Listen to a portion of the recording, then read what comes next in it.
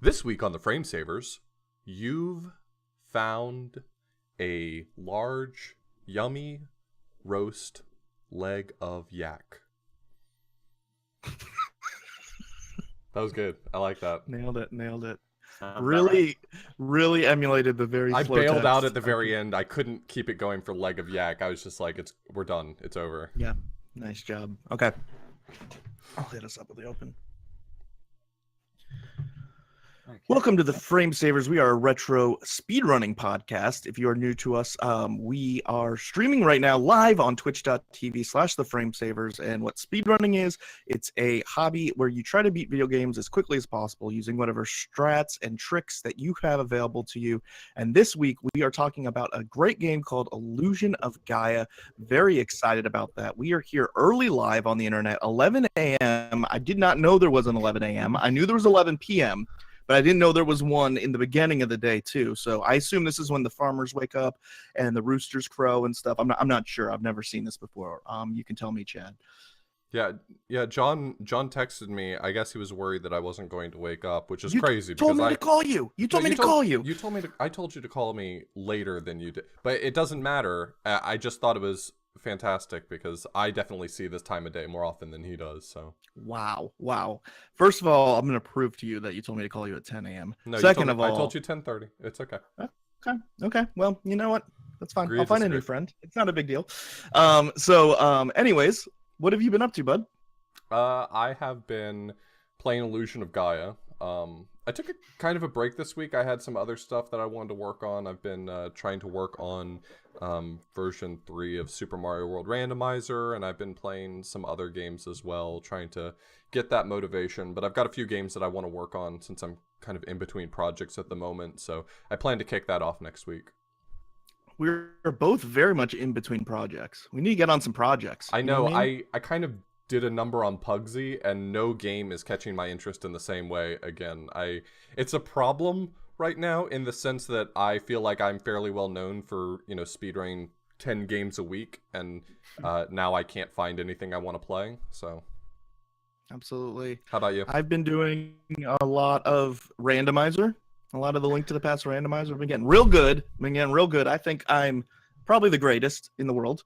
No, I've been having a lot of fun doing that, getting better at that. I've also been doing some Mega Man 2 Game Boy for the tournament that I've been organizing. I got my butt handed to me by Elpis. He actually got the third best time ever in the race we had, so that was great. He got the third ever sub 19, Wow. which was really cool. So it's been real exciting seeing a lot of people put a ton of time into that game.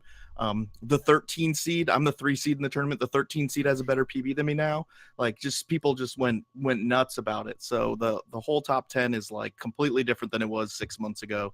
It's been pretty exciting. So I've been enjoying playing that, switching off between that and Rando, and then doing a little bit of Link to the Past NMG as well. So I've got some projects that I want to get back to and some stuff I want to do as well, but I've been having trouble, like you, kind of motivating to get there because I caught the Rando bug, and I've been calling my doctor. I asked them, if they had a prescription for it. He said, I don't know what you're talking about. How'd you get my number? Leave me alone. So that's kind of where I'm at right now. Anyone who sort of binges our podcast is going to be so weirded out by, like, 30 episodes back, you expressing your typical hate of randomizer, and then just like there's this quick switch where it's like, well, that's all I stream now. That's who I am. I've sort of changed my middle name to randomizer. So yeah, I don't know what to say. I don't know what to tell y'all, except I really like it. It's awesome. So we are joined this week by the one, the only Bowie the hero. What's going on, buddy? Oh, again, you're right. Making us look bad, looking so handsome. He's got that fresh bandana on. He's got his British accent. That's going to beat us out, too. I mean, it's just not fair, but we had to bring you on. I followed you for a long time, actually, I think because of this game. And, a little shout out to the Final Fantasy Adventure episode we did back in the day. Bowie wasn't able to come on, but a lot of stuff we were able to get for that episode. Like, Bowie hopped on a call with me for a few hours to work on. So, big community effort in general for this podcast. A lot of people help out, and that was really awesome. So welcome to the podcast, man. Thank you. I should actually say it was funny how you kind of approached me about Final Fantasy Adventure and then for Illusion of Gaia, which are actually my first 2 speedruns I ever did. So yeah, it's kind of nice to have those games kind of get a little bit of love and a little yeah. bit of Yeah, they're definitely close to your heart. I can tell that for sure. And I really have always loved this game. I think I followed you years ago because, there's not that many people who run this game. And so I must have come across you. I think that's how I maybe even came across Puexel, who's famous for all sorts of RPG speedruns. Anybody who is willing to run this game, I like to watch it. So before we dive into that, though, we've got some community events coming up. One in particular that we will be at, I believe, right? Australian I bought a plane speedrun ticket. marathon. Yeah, so we're going to Australia. It's going to be really fun. No, we are going to be at Summer Games Done Quick, June 24th to July 1st. That supports Doctors Without Borders, and that's on twitch.tv/gamesdonequick. You can also go to gamesdonequick.com if you want to check out the schedule, see what runs are going on. I'm going to be doing a lot of commentary. I'm assuming Chad will be doing at least some commentary, and then we will be doing a live panel there, live episode there. Do we know what day? I don't think we know what day. No, the schedule is coming out really soon. As soon as we know, it'll be all over Twitter, and we'll probably plug it and whatever. No, there's not very many podcasts remaining between now and then, so I guess your pocket you might plug it, but yeah, if not, just check our Twitter, check our Discord. We'll definitely promote it there. But that's going to be a lot of fun. We're really excited about that. We're going to have Mitch and Grand Pooh Bear on to talk about their SMB3 race. We don't know yet if it'll be before the race. I assume it'll probably be before the race, since their race is one of the last runs of the marathon. So we can kind of, we can see if it ends up being like one of those like UFC fights, if they like start getting in each other's face, talking trash. Maybe a punch gets thrown. We don't know, but it's gonna be really interesting because like Mitch is gonna be in that panel and probably saying, I'm gonna win, but we get the ability to edit the podcast later, and we can edit in that Ron Howard voice, but he didn't, or something like that. So. To be fair, they got matching tattoos a few GDQs ago of SMB3 Hammer, so I don't think there's gonna be much animosity there. But that's gonna be a really fun podcast. You guys will all have access to it. It will be a live episode. It might not have the best audio. We don't know how that'll work yet. We're new to this, but I think also there'll probably be a YouTube video of it from Games Done Quick, so that'll be a lot of fun. There's also Australian Speedrun Marathon 2018 coming up July 18th to July 22nd. You can find that on twitch.tv/AUS Speedrun Marathon. That's AUS Speedrun Marathon. I don't know exactly what that is. I know what Australia is. Yeah, I've heard of that place. That's England's prison. Yeah, but the thing is that it is a co-located marathon. I'm not certain if it's if they raise money for any specific charity, but when it comes out, we'll probably put a tweet out about it. It's one of those big name regional marathons, so we have a lot of those starting to pop up. It's kind of nice. It's been in response to the growth of Games Done Quick, and a lot of people like to keep that small event feel. And so we've got a lot of those popping up all over the US. We've got, Australian Speedrun Marathon. ESA has always been sort of in lockstep with Games Done Quick, but there's also BSG Marathon that goes on, in Europe. So there's a lot of these smaller events. Calathon, Speedruns Rochester, all kinds of stuff that's going on locally. So we try and plug those as they are. But if you are always looking for content like that, you can join our Discord. We have basically an event bot that and a calendar that links to that has kind of all of the speedrunning stuff going on. We don't plug everything on there because that would be obnoxious, but real quick before we dive into stuff, this episode is actually sponsored. We are making it big, fam. Sponsored by the Electric Underground Podcast, which is a show dedicated to the shmup community based out of the shmup system forum. So if you like speedrunning, shoot 'em ups are a hardcore style of gaming that pushes players to their absolute limits, rewards study and dedication, and promotes creative strategies and styles of play. From record holders to artists, collectors, and streamers, the Electric Underground Podcast features a large variety of guests who all have their own unique perspectives on the genre. Whether you're a hardcore fan of shmups or not, this podcast is a little bit of something for everyone, and who knows, you might just find yourself jumping into the action yourself. So you can just find the show by Googling it at the Electric Underground Podcast on SoundCloud or Google. You look for the black and white spaceship. I think there's some other Electric Underground podcast or something that easy to mix up with this. So look for that spaceship.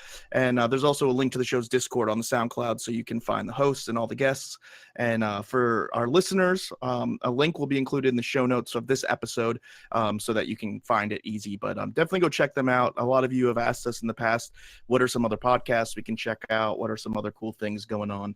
So this is a really cool podcast. It's also kind of, similar to us, where just kind of different than other stuff that you might be able to find out there. Shmups are kind of a little bit, underappreciated and under discussed, especially in the speedrun community, because they're difficult to speedrun. They're more of a kind of 1cc culture for shmups. And so anyways, just a cool podcast we recommend. Go check it out. It's pretty awesome, and they're real nice guys. So going on from that though, why are we talking about Illusion of Gaia?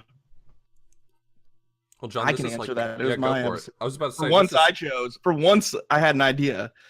John's No, I grew up with this game. Yeah, I grew up with this game. This is like a coming of age game for me. This and Final Fantasy VII were like two of the earlier games that I like long games that I beat. And this is when I was like coming of age. I was like starting to get interested in girls and all this stuff. I remember I had my first pimple when I was playing this game. I kid you not. I remember it. And it was like, it was cool to play a game that had like all this in-depth story, romance and adventure and all this stuff. I was used to growing up with Nintendo and stuff where you kind of just have to infer your own story and all that. So I got really caught up in this and FF7, just both for their gameplay and for the story and the music in this game, especially just unbelievable. So I love this game as a kid. I did beat it all the way through sometime in early junior high or whatever, and that was a challenge to me. It's probably not as difficult as I remember it being, but it was a really fun experience. So I don't know. What about you, Bowie? What got you into this game? I know it's a love of yours. Yeah, it is.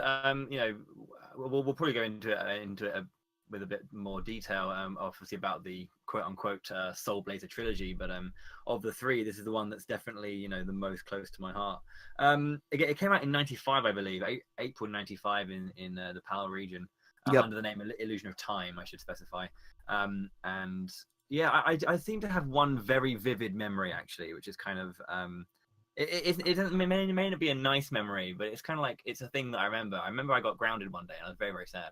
So I went to bed really, really early and woke up like what I thought was the next day, but it wasn't. It was the same day. So I got dressed for school. I was like 5 or 6 years old or whatever. And I walked into the living room, ready to go to school for whatever reason. And my brother was playing the game at the time. And I remember just watching him play through Angkor Wat, one of the second half like dungeons. And I just remember watching him and just, being quite mesmerized by watching that particular part of the game. I don't know why that memory is always the one that I remember specifically, but it is. It's just I remember watching my brother play that game, and then just, Yeah, there's fun memories. Like I always have fun memories of remembering watching people play video games. Like as a kid, especially like my sister and my dad were both into video games, so it was kind of cool to watch them play Link to the Past or Resident Evil, a bunch of games that I love now, but I never had the confidence to beat or the competence to beat at that age, but I got to enjoy kind of the full game experience, like, through them, which was always fun. So what about you, Chad? You've been playing this game for years. Big fan. You got a Illusion of Gaia tattoo, I believe, on your Did I go into a ankle? coma? Did I go into a coma? Because ankle? I remember it felt like I just started playing it for the first time last week, but Oh, okay. so maybe that's it.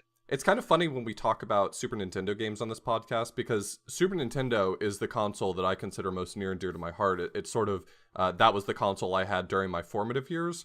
But it occurs to me the more that we talk about games that I guess my parents bought a Super Nintendo in like 1990 and bought games up until 1991 and then just put a freeze on it, because any game that came out about midway or later into the SNES life cycle, like, I just have no nostalgia for, because I never had Super Metroid. I never had any of the games from, the Soul Blazer trilogy.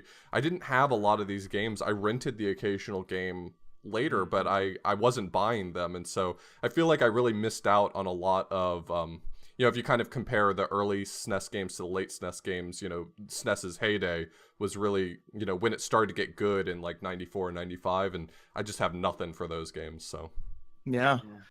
So we will get to hear kind of a bunch of nostalgia from me and Bowie, and then a bunch of probably actually objective analysis from Chad here, who has played the game as an adult. And so that'll be a really nice balance. I'm really glad that we got Chad to play through it. You got real deep. You spent a lot of time on it, which is awesome. It's hard to do that with all of our streaming schedules and stuff. And it'll be good to kind of have that perspective of, as somebody who's 30, in 2018, what does this game look like versus somebody who, grew up with it. So we're going to go ahead and take a quick break. listen to that fresh Illusion of Gaia flute music, and come back and talk about the game's history.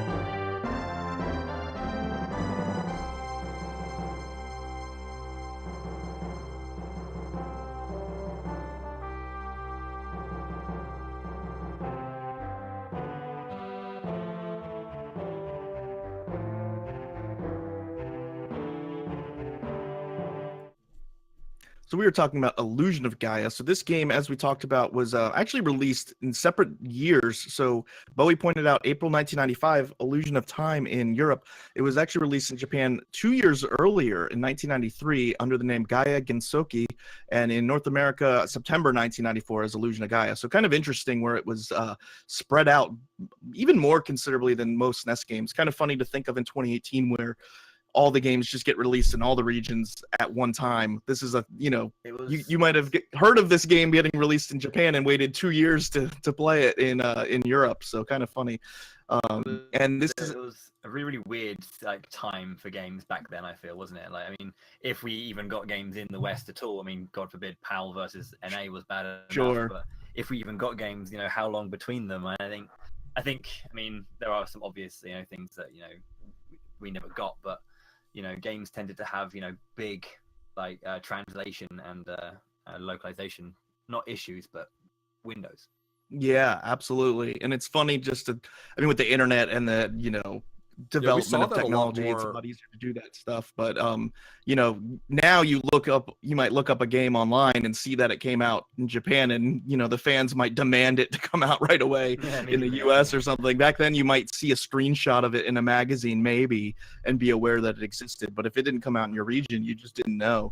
Yeah, pretty much. Yeah, we saw that with some of the Final Fantasy games. Remember we were talking about early games in the Final Fantasy series. A lot of them didn't make it to North America just because of the overwhelming labor that went into translating it. They just kind of looked at it and said, America doesn't need this, for instance. And I imagine it was largely the same when games got translated for PAL regions as well.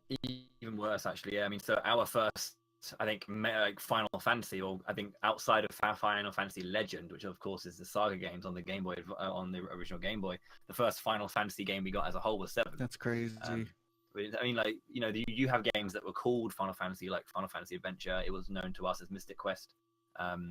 Final Fantasy Mystic Quest on the SNES was known to us as Mystic Quest Legend. We didn't actually have Final Fantasy as a series. You guys had a really hard time with the naming.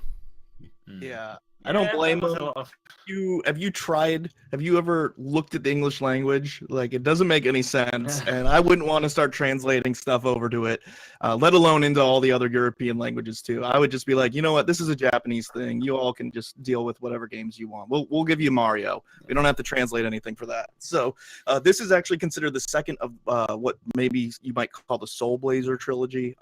So the first game was Soul Blazer that came out in 92, then Illusion of Gaia in 1993, and Terranigma in 1995. That was a Japan and Europe only release. There's also a cult classic called ActRaiser, which is sometimes considered a predecessor to the trilogy. And then I guess there's a largely forgotten game called the Grand Stream Saga that came out in 1997. That's sometimes considered a continuation. Yeah, so the ActRaiser and ActRaiser 2 obviously made by Quintet, and you'll hear a lot of the sound effects specifically being a kind of like follow-up or like reused in things like Soul Blazer and Illusion of Gaia. There's also, I mean, we can mention on the side as well. Oh crikey, that other RPG, the robots. It's completely left my head. But Quintet as a team made a bunch of games. The thing with the Grand Stream Saga is I don't think it's actually Quintet in name, but like members of the team who made the Soul Blazer trilogy went on to make Grand Stream Saga. And there are certain thematic elements that are the same. The whole idea of like, you know, rebirth and life and death and all that kind of stuff are in Grand Stream Saga. So it's kind of like this unseen fourth, I guess. Yeah, Yeah, that's cool. I've never even heard of. Quite a number of the I sound was just saying I effects never in, heard of it until I did the notes. I don't know what that game even is. It's famously the game on the PSX that has no faces. All the main characters, like models in battle or like when you're running around the map, don't have faces. It's it's a thing. That's interesting. Yeah, you can actually you can see that comparison with ActRaiser. A lot of the sound effects in Illusion of Gaia, you could tell were borrowed from some of the ActRaiser sound effects. So. Yeah, and I was reading an interesting fact. There's some sort of dog referenced in Illusion of Gaia, and I forget what its name is, but it's actually referenced. Yeah. What is it? Turbo, and that's actually referenced in like a number of Quintet games. So a little cute fact that I left out of the notes, but that I stumbled across. And as you've already pointed out, you have all this stuff already in your head, Bowie. Such a passionate fan. But this was developed by Quintet and published by Enix in Japan and Nintendo worldwide. And so the major players in this that are outside of the development team, you got Yasuhiro Kawasaka. He did the musical score, which is unbelievable in my opinion, one of the best video game scores out there. And actually, like just reading up on him, it seems all available resources conflict on any projects other than this that he was involved in, what he did before or after this. This is like his thing, and then you don't see him again, which is kind of crazy considering how good he is. Moto Hagio was an influential manga artist. I read that he was like the best shoujo manga person or something. He was very, very renowned for that. He actually developed the character designs. And then Mariko Ohara wrote the story, and she was actually an award-winning science fiction writer. And I was reading, a lot of her normal themes weren't shown in this game, and it was kind of questioned, did she just kind of decide to write for this to get an extra paycheck, or it's a project she was actually interested in? But the story is pretty solid, and so I can dive into that in a second. But those are kind of three of the major influencers outside of the actual developers and coders that I think kind of shaped this game. Yeah. And so the setting for this game, it's a fantasy version of Earth. So it is Earth, but it's obviously not like realistic Earth.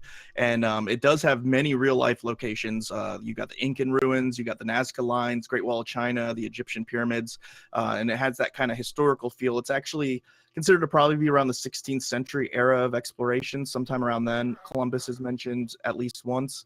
And basically, explorers throughout the Earth are just scouring the Earth for lost treasures and secrets. And so you play as Will. He's the main protagonist. And what happens is essentially he goes on one of these expeditions with his father, who is a famed explorer, to go uncover the secrets of the Tower of Babel, which is a biblical reference, if you're not aware of that. And a disaster occurs, and basically Will manages to survive. His father is missing, but Will remembers nothing. The typical amnesia plot line of something happened, and now I have to discover my whole life because I don't remember what happened. And early in the game, you stumble into a dark space, and you meet Gaia, which is, I think that word means Earth or something, right? I mean, yeah, Gaia is mother of Earth, or yeah.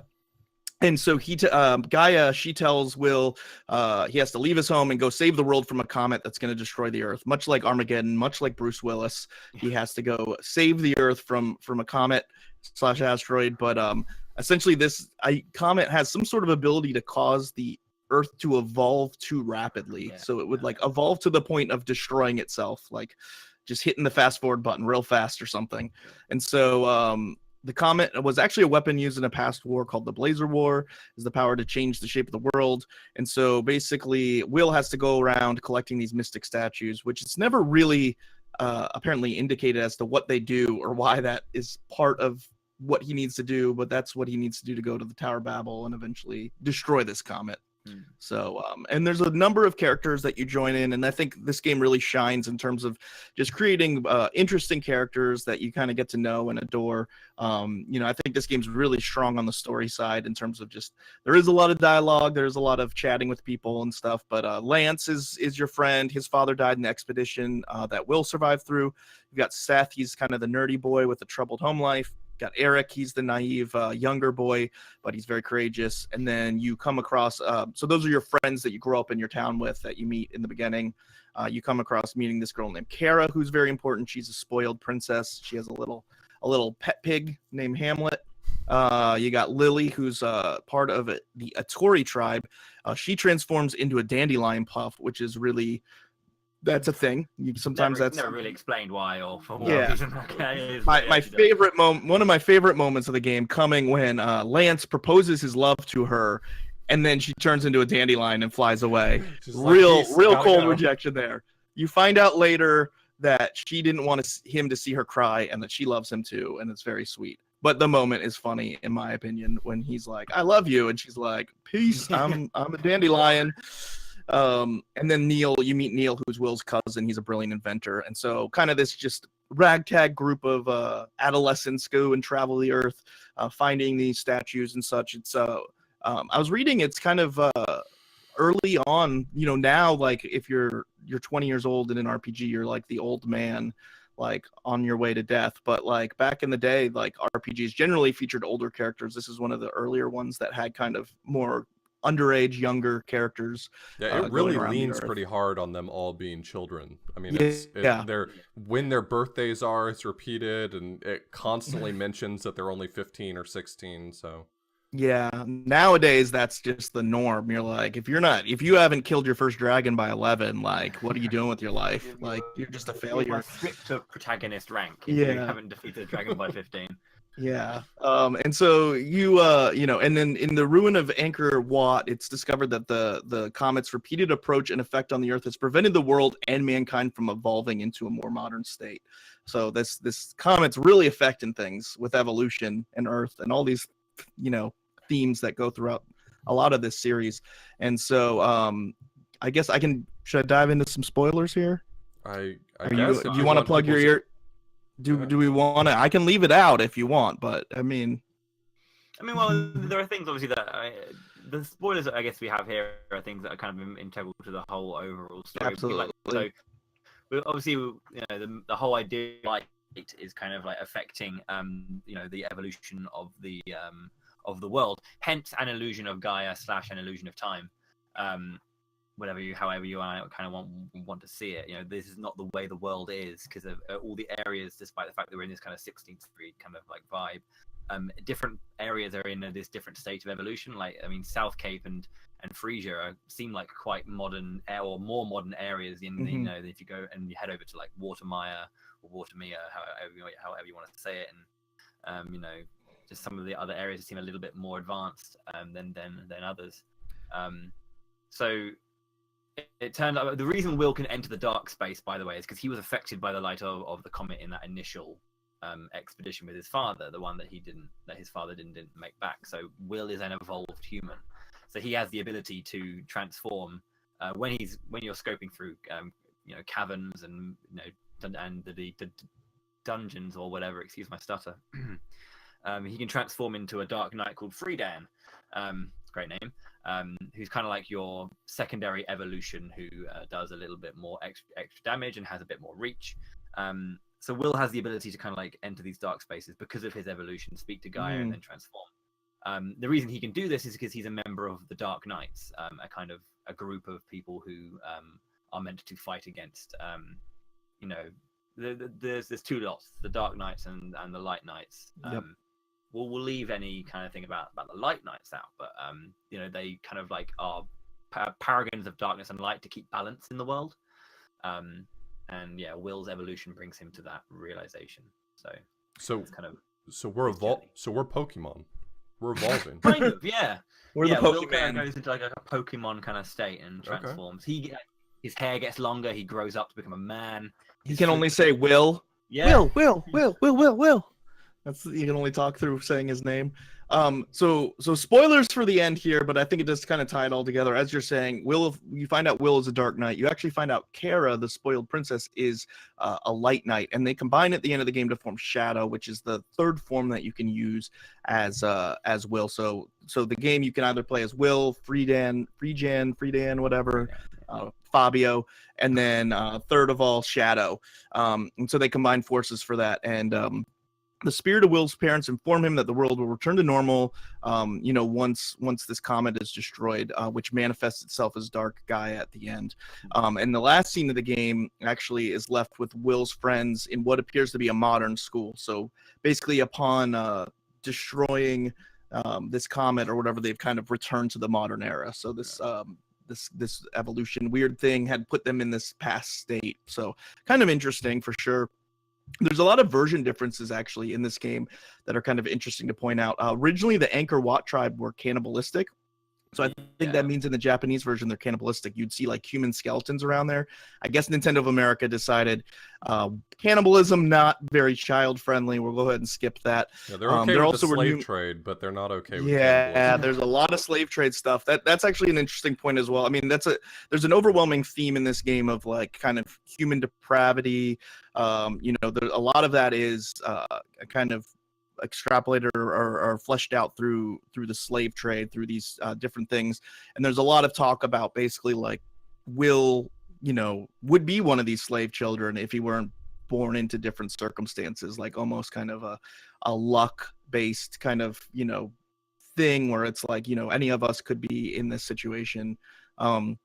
There are numerous religious references that were removed. That's pretty typical. You've probably heard us talk about that in the past of Nintendo of America. Originally, Will's school, I believe in the Japanese version, is like more of a Christian Sunday school. You have a priest that if you go talk to the priest, he actually prays with you. The crosses were replaced by a statue. The prayer was replaced with a poem. In the climax, actually, as Kara and Will look down on the earth, they say this is what it must feel like to be God, which they took out of the U.S. and European versions because God is not welcome in those countries. The Japanese version actually had a different boss in the Sky Garden. The Japanese version is just a beard, but the U.S. release has kind of this winged Babylonian statue. So it's likely that the Sky Gardens are inspired by the Hanging Gardens of Babylon, which is a historical thing. So a lot of kind of cool little differences there, but a lot of fairly deep themes, I would say. I don't know how well they're fleshed out in terms of, compared to something maybe more modern and stuff, but definitely some interesting things. I think the slave trade thing does come up quite a bit. And there's just a lot of little stories and little things that happen in the game that I think make it really interesting, in my opinion. Like there's the drinking part where you have basically Russian roulette versus a man. You have the point of sacrifice where Hamlet the pig sacrifices himself. You're good of you guys are tied up by the cannibals that the pig walks into the fire to feed them. There's a lot of really cool little things. One of your friends gets eaten by a fish and becomes a fish or something. I mean, there's just a lot of different storylines that are kind of make it a really fun, I feel like, adventure and universe. It's definitely when it comes to like games of the era, it's definitely one of those ones that does focus a little bit more on some darker elements of, I guess, humanity. I mean, obviously, I guess because Will is that Dark Knight, he does represent that darker side. A lot of things happen around him that aren't the nicest, and he fights against that to keep the balance, as we were talking about. You say the slave trade. The funny thing is actually about the Russian roulette, the Russian glass game that he plays, is the reason the guy is gambling is because he's trying to earn as much money by gambling with his life to give to his expecting wife, because he's actually got a terminal disease. So he's going to die anyway. So he gambles with his life to make money for his expecting wife. So when he's gone, they have something to live off. That's dark. The irony is that's dark for a kid's game. Yeah. The irony is that when you win the game, is that she gives you the only thing that they have for income, which is their prized crux, which is like these weird kangaroo type things that you go across the desert with. So it's a bit of a strange moment, really. But yeah, that's kind of.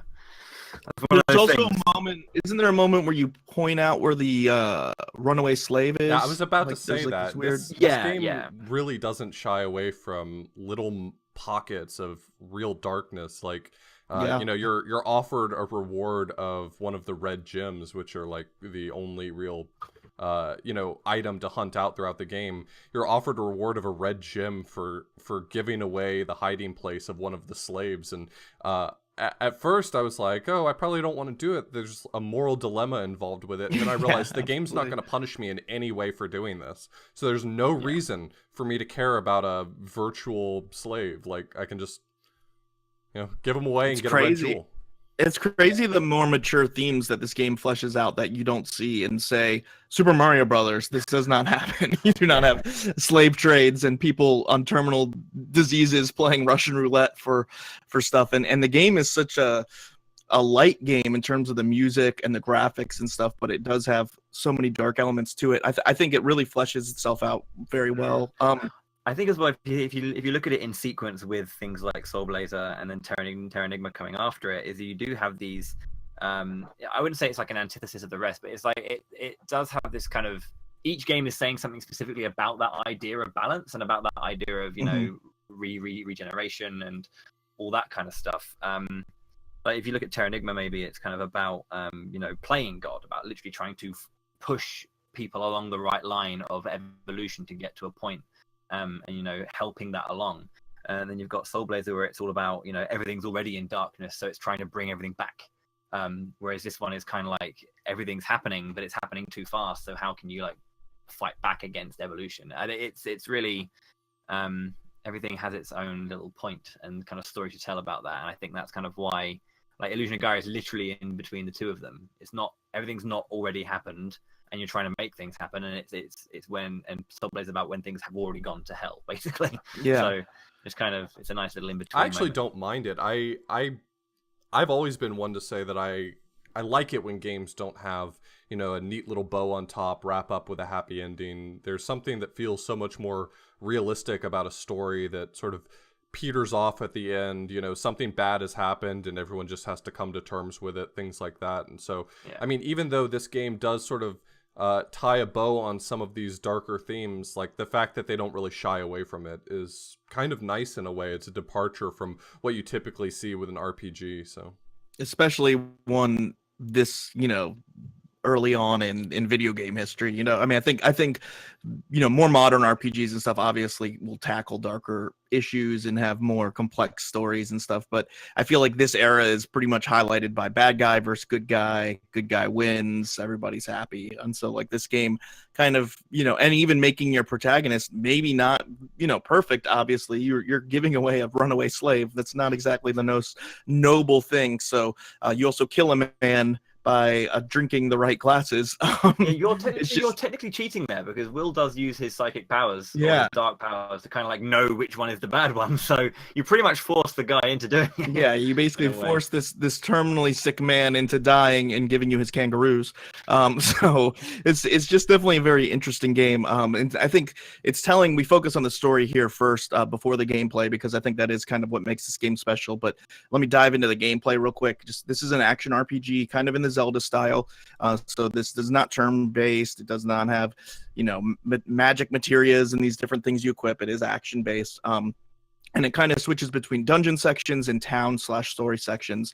Kind of having a pretty strong delineation between them. Like, you don't get story in the dungeons and you don't get action in the town and story. Like, it is very like cut and dry there. You have three playable characters, as we said. We have Will, who's a young boy who uses a flute as a weapon. You got Friedan, who's a large warrior with some very fresh flowing hair, much like Fabio, and he has a large sword, a little bit more reach. And then you have Shadow later on in the game, supernatural, kind of being this combination of the light and the dark night, can melt into the ground, can shoot phoenix thingies out of flames, out of his whatever. It's kind of a cool looking part. Each player or each one of these you know, forms of Will, whatever you want to consider them, gains abilities as the game develops, and so those can be key components to tackling different areas of dungeons or solving certain puzzles. And most of the dungeons involve you finding these dark what did you call it, the dark realm? Oh, the Oh, dark sorry, space. as in, yeah, Dark space, yeah. They have different doors that let you enter the dark space to switch between these characters, which is sometimes a big part of the puzzle element. You might be able to do a certain section with Will's ability, and then you need Friedan's ability to do something else. And this game does not have standard experience like an RPG would. Your statistics get boosted by obtaining jewels, which boost your attack, defense, or health. Usually, you want to kill all the enemies in a section, and you'll get a boost. Beating a boss in a dungeon actually catches the player up on any missed stat upgrades, so you get those level ups that you would have gotten if you killed all the enemies. So the game kind of ensures that you stay on pace. Collecting 100 stones dropped by killed enemies, big or small stones, allow the player to restart closer to where they die if you do die. And there's only one healing item. It's herbs, which are fairly scarce. So there's not a lot of items. There's not a lot of RPGs are highlighted by tons of different items, tons of different magic abilities, things you can use. This game is very simple. It's very linear as well. You can't even go back and revisit previous sections you did for most of the game. And there's only one side quest, which is finding those red jewels. And you need to find most of them while you're in those levels, because as we said, you can't go back and revisit those different sections. But there's not a bunch of different side quests or side bosses, things you can do. It's a very linear experience. And so the gameplay is pretty unique. I mean, I really enjoyed it because I've always enjoyed this kind of Zelda style game. It's kind of the gameplay I like. You get the story that you get from an RPG. You get, the world and, different things to learn and kind of this fleshed out world. But then you also don't have this turn-based combat, which isn't really my favorite. I think like the way the game kind of is paced and flows, it does kind of lend itself to the game. It does play to its favors, I think. It is a linear experience. I know many people will always kind of cry foul about things like points of no return, and this game is quite bad for it. Like, as you say, there's so many missable things, but and some of the red jewels are in the most obnoxious locations, just things that you would never even think to check. Yeah. But I know that I was talking about it a little bit earlier with Orth, and we were kind of saying how whilst it does have a bit of a slower start, when you kind of really get into the meat of the game, the pacing of it just kind of speeds up when you unlock more and more abilities, both combat wise and exploration wise. It just allows you just to kind of enjoy that more action style of the game, which kind of really keeps it going. And a lot of the things that you mentioned there as well, like beating bosses in dungeons to keep up on all the stats, these are actually very important things that not only make the game doable, but actually kind of like really interesting from a speedrun perspective, which obviously we'll talk about in a little bit. Absolutely. Yeah. Just to wrap up. Running out of herbs is a real frustration. Like I had amassed. Yeah, they are very limited. I had amassed I think a pocket like full of herbs. I think. Yeah, I had a ton of them once I got to Moo, and that place just drained me. And it's like it's not the end of the world when you run out of these items. They are limited. It's not like your typical sort of RPG styled game where you can go to a shop and buy more with gold. There's no gold, and there's no shop where you can buy more of these things. But in most of the levels, because the dungeon design is based on switching between Will and Friedan, you can pretty much always find a Gaia statue not too far away. So if you're in real trouble, you can sort of backtrack. The game remembers rooms that you've cleared out for the most part. And so you can just pretty much safely backtrack to the last Gaia, to the last dark space you found, which has a Gaia statue. The Gaia statue both saves your game and refills your health. So you can use that to your advantage. That being said, it's very frustrating that the primary way of healing yourself on the fly is simultaneously available and limited. Like if there were no healing items, I'd be like, okay, I'm not used to expecting that. But because there are healing items in the game, but they're so few and far between, it just makes it frustrating when you realize, oh man, I burned through all of my healing items, didn't I? Yeah. Do you know what's really funny as well is usually a game comes from Japan over to the West, that normally they're made easier because of the poor little Western gamer. However, they actually made the game a lot harder for us. So in the US and PAL version of the game, one herb only heals 8 HP, so 4 big blobs, 2 per blob. In the Japanese version, it's full health. Oh, Absolute wow. full from that would have been really from useful. whatever you have. So that's good. There are loads of other like things that were made harder for us. Like there's an early an early when you're trying to get the two statues, the Incan masks. There is you have like you basically need to defeat 6 worms in a short amount of time. In the American version, and that's only 20 seconds, or in the Western version, it's 20 seconds. In the Japanese version, it's 60. So yeah, it's really, really weird that those kind of things happen. But yeah, I think there's only 7 herbs, and I wonder with the delay of it, like we said, coming out, a year later in the US, 2 years later in Europe, if they had maybe feedback or complaints that the game was a little too easy and decided, well, maybe we need to make it a little bit more difficult. Yeah, I mean, because I mean, patching games for other releases isn't unheard of even back in the day. Obviously, when you're looking at other games, things like A Link to the Past, as you mentioned, version 1.0, the Japanese version, is a very important version for speedrunning, but like later versions took out things that we couldn't do in them. They changed small things like that. And I believe there are other games as well that did it. I'm trying to remember. There are games we've talked about quite recently where it was kind of unique that the US version was harder than the Japanese version. Those are always the most fascinating for the exact reason that you said. Japan seemed to have this attitude toward the West that, we were not capable. And so making these games a lot easier, I'm sure that had a lot to do with our Western counterparts. So for instance, I'm sure that had more to do with Nintendo of America trying to get more sales than necessarily Japan's attitude toward us. Yeah, of course. Yeah. But that being said, it's always unique when a game actually is more difficult in the US version. Games like Evo Search for Eden, which is another Enix joint, where the US version, all of the bosses have basically twice as much health. They have much more aggressive AI. It's they move much faster in the US version, and that's why the Japanese version is preferred for speedrunning. It's just because it's easier. So absolutely. So just to wrap up this section, so the reception is sold over about 650,000 copies worldwide. For comparison, Soul Blazer sold about 295,000, so fairly well sold, although not very much compared to other games. So that's why it's a little bit of a hidden gem. If you didn't grow up with this game, it's pretty understandable considering other games sold millions of copies. It received pretty strong ratings, praising its puzzle-solving elements, graphics, and great soundtrack with a gentle difficulty slope. And in 2006, Nintendo Power rated this 186th best game in its top 200 list for Nintendo games.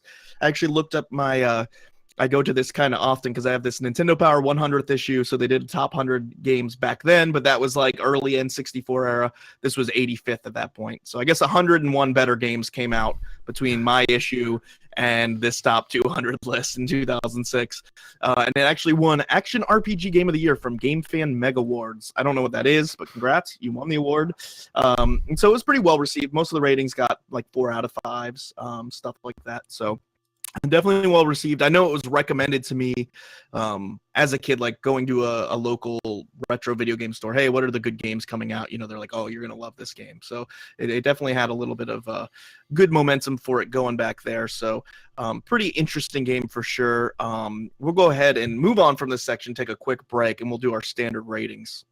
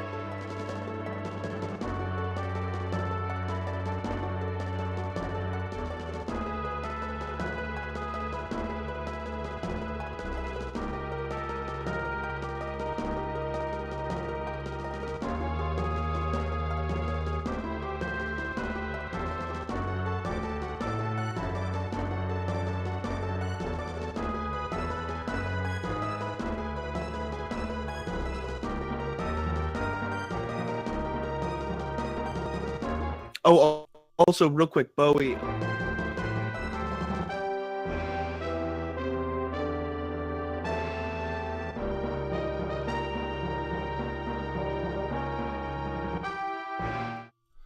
So as usual, we're going to take a quick moment to talk about what we thought about the game, go through the graphics, music and sound, controls and gameplay, difficulty and fairness, a little bit about fun and replayability before we talk about our final score. And, you know, we're talking about Illusion of Gaia here, and I think that it, you know, we always start with graphics, but this seems like a good place to start. You know, I think that this game is stunning visually. I think it's hard, no matter what you think about the game, to knock this game's graphics. And I think it really has a lot of that Enix style that you know I'm used to, at least from the games that I've seen from Enix. So Absolutely. I mean, very colorful. I think they spent a good amount of time, like we said earlier, this fairly famous shoujo manga, you know, illustrator kind of created these characters, and I think they all are pretty charming. They look really cute and also colorful, nice. They're all very recognizable. The boss sprites are huge in a lot of sections. You know, the level design is really great. I mean, you're traveling throughout the world, going to these different historical real life sites, and just the way that it represents those and shows those is really nice. You feel like each level is very large. I mean, partly because you don't really like often transition through screens, if that makes sense. Like, you're often traveling for large amounts of time, up, down, left, right, before you end up with a screen transition. So it feels like you're exploring kind of this really large room every time you're somewhere. I'm a big fan of the graphics. Colorful, great, varied. You know, you look at that, what's the plant level, the mushroom level? Mount Temple. Mount Temple. You look at the difference between that and the Great Wall of China and the pyramids and the Incan ruins, and like, it's all just varied and well fleshed out, I think. yeah, it's really visually stunning. There's a lot of you know, a lot of combination of elements that work really well. For instance, when you go into the dark space, you've got like that beautiful shimmering star background in those levels. Shining shimmer. Yeah. If you look at the Japanese version as well, a lot of the backgrounds are really nicely animated. So, for instance, when you're in Edward's castle, the background in the Japanese version has this beautiful scrolling clouds in the background. And mountains versus the version for, you know, the US and probably PAL as well. Yeah, I love the graphics in this game. I think it's definitely a strong suit. Moving on to the music and sound, I think I've already showed my hand on this one, but this is one of the best soundtracks, I think, in video games that I've ever heard of. Honestly, I think it's that good. I'm definitely biased because it does have those nostalgia feels that I get, but I really love the music in this game. It's very you know, peppy, especially more the upbeat music, the major theme. I don't know how to articulate it outside of just, I really love the sound. I feel like it just has a very unique sound compared to other music. I don't know. I feel like Bowie's going to be able to tell us more. What do you think? I'll just quickly just jump in with the graphics as well, because I was trying to just think of, it's one of those ones. I think that the color palette's generally quite clean. Yeah.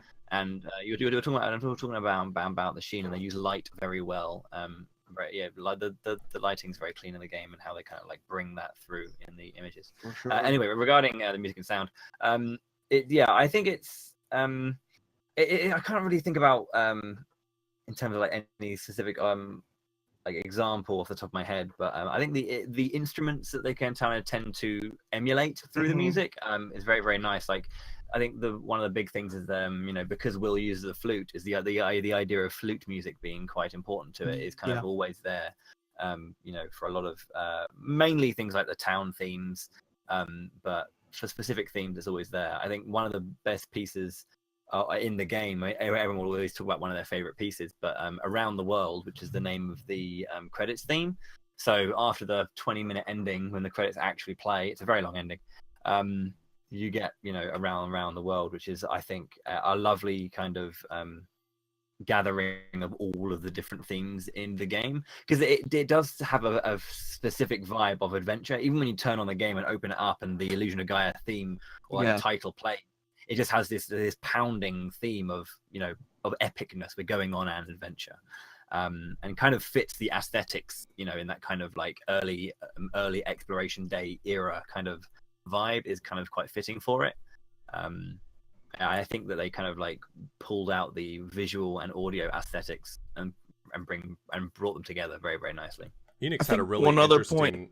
Enix had a really interesting knack for that. Like even the title screen for Evo or 46 Okunin, it has like this really gorgeous graphically title screen that sort of scrolls in, and then the music just hits you, and you instantly get this wave of like, I'm ready to go on an adventure. And I think this is really no exception. I wanted to mention while I was thinking about it was the Japanese intro for this game is like this gorgeous, giant planet with three of the characters running around it. You've got Will and I think it's Kara and someone else running around it on the title screen.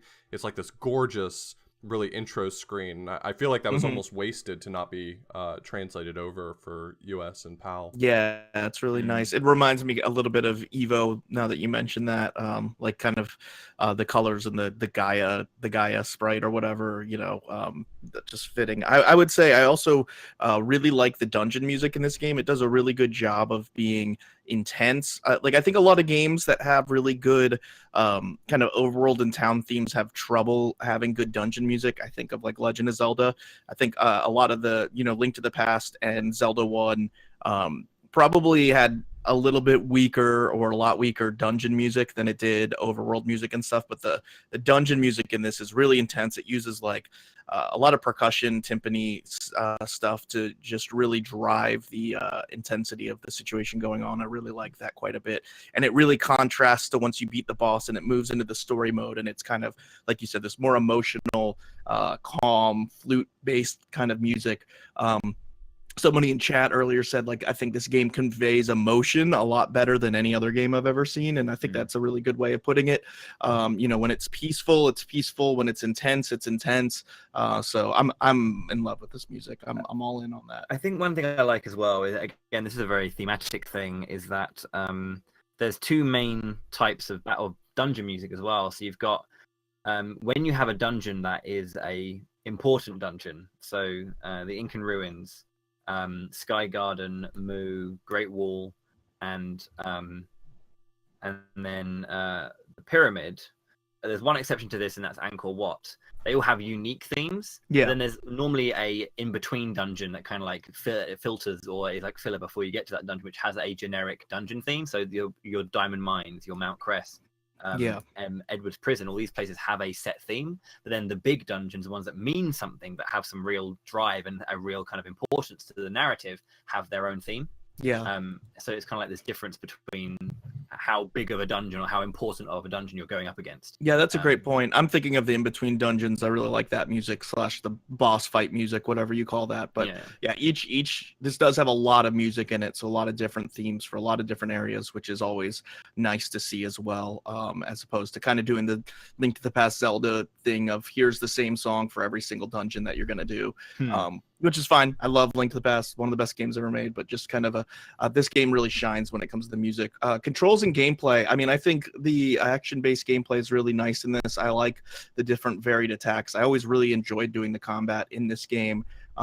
Double tapping to run is not my ideal way of running, so I'll say that. I'm not a big fan of that, but outside of that, I really do like the way it controls. I really enjoy the gameplay of switching between the different characters. I will say I have heavy nostalgia goggles for this game, and watching Chad play it, for the first time, kind of put me a little bit in perspective in terms of like gameplay wise, how interesting are these dungeons in terms of the puzzles created. How frustrating is it to have a town where you have to talk to the right people in the right order in order to do stuff. So there's definitely a lot of I would say that it definitely doesn't shine in the way like a Link to the Past Zelda kind of game does, with creative dungeons that really involve more intricate trouble solving, a lot of different item usage. It's normally go find this item and then put it here, or go switch to Freedan and do this. So I'll let Oth speak to that more as somebody who has fresher eyes on the game. What I'll say as well is I think the thing about double tap is I'm completely fine with it But the thing that Illusion of Gaia does, and I'm pretty sure Orth will definitely echo this, is that there's a button that's not even used on the controller. The X button is just sitting there, does absolutely nothing. And why it wasn't a run button, I'll never know. I think that's the thing, is like, if everything was already used up and they had exactly. stuff they could, sure, fine. But the fact that there's a button that's just hanging out, just like the poor X button. I never pressed that on that little blue guy. That was was my major complaint. Was I don't have a problem with double tap to run. I've played plenty of games with double tap to run, but if you're wasting a button, it just seems pointless to do that. I think that I think that's more my point I was trying to make. Yeah, like there's no reason this game needed to do double tap to run. So I think in general, similar to the last week, we talked about Mickey that just had a bunch of open buttons too, and decided we don't need a run button in this game either. It's just like it's something that's so necessary for normal gameplay. Every game you play has a button that makes you run. So if you're gonna let your character run, just like you can give a button for it. It needs to happen. I can excuse Mickey Mouse because that was sort of the run was a mechanical thing. It was like you get speed off of a slope and you can keep it exactly the way it is in this game. You get speed off of a slope and it's a puzzle to maintain that speed. But that being said, just for the purpose of the basic dash mechanic, it really I mean, this game is crying for a run button. And I think that this game my opinion is different for controls versus gameplay. So for controls, I think that this game, it's great. It takes a while to sort of come into its own. The combat doesn't start to get really rewarding until you get to the point where you get the slide. I think that just running around and swinging your flute can be a little bit frustrating, especially considering I don't know whether or not the game ever does a really good job of teaching you the nuances of combat. So, when do you do your little, jump attack? When do you do just a normal slash? How do you really, how do you negotiate your different moves in your moveset?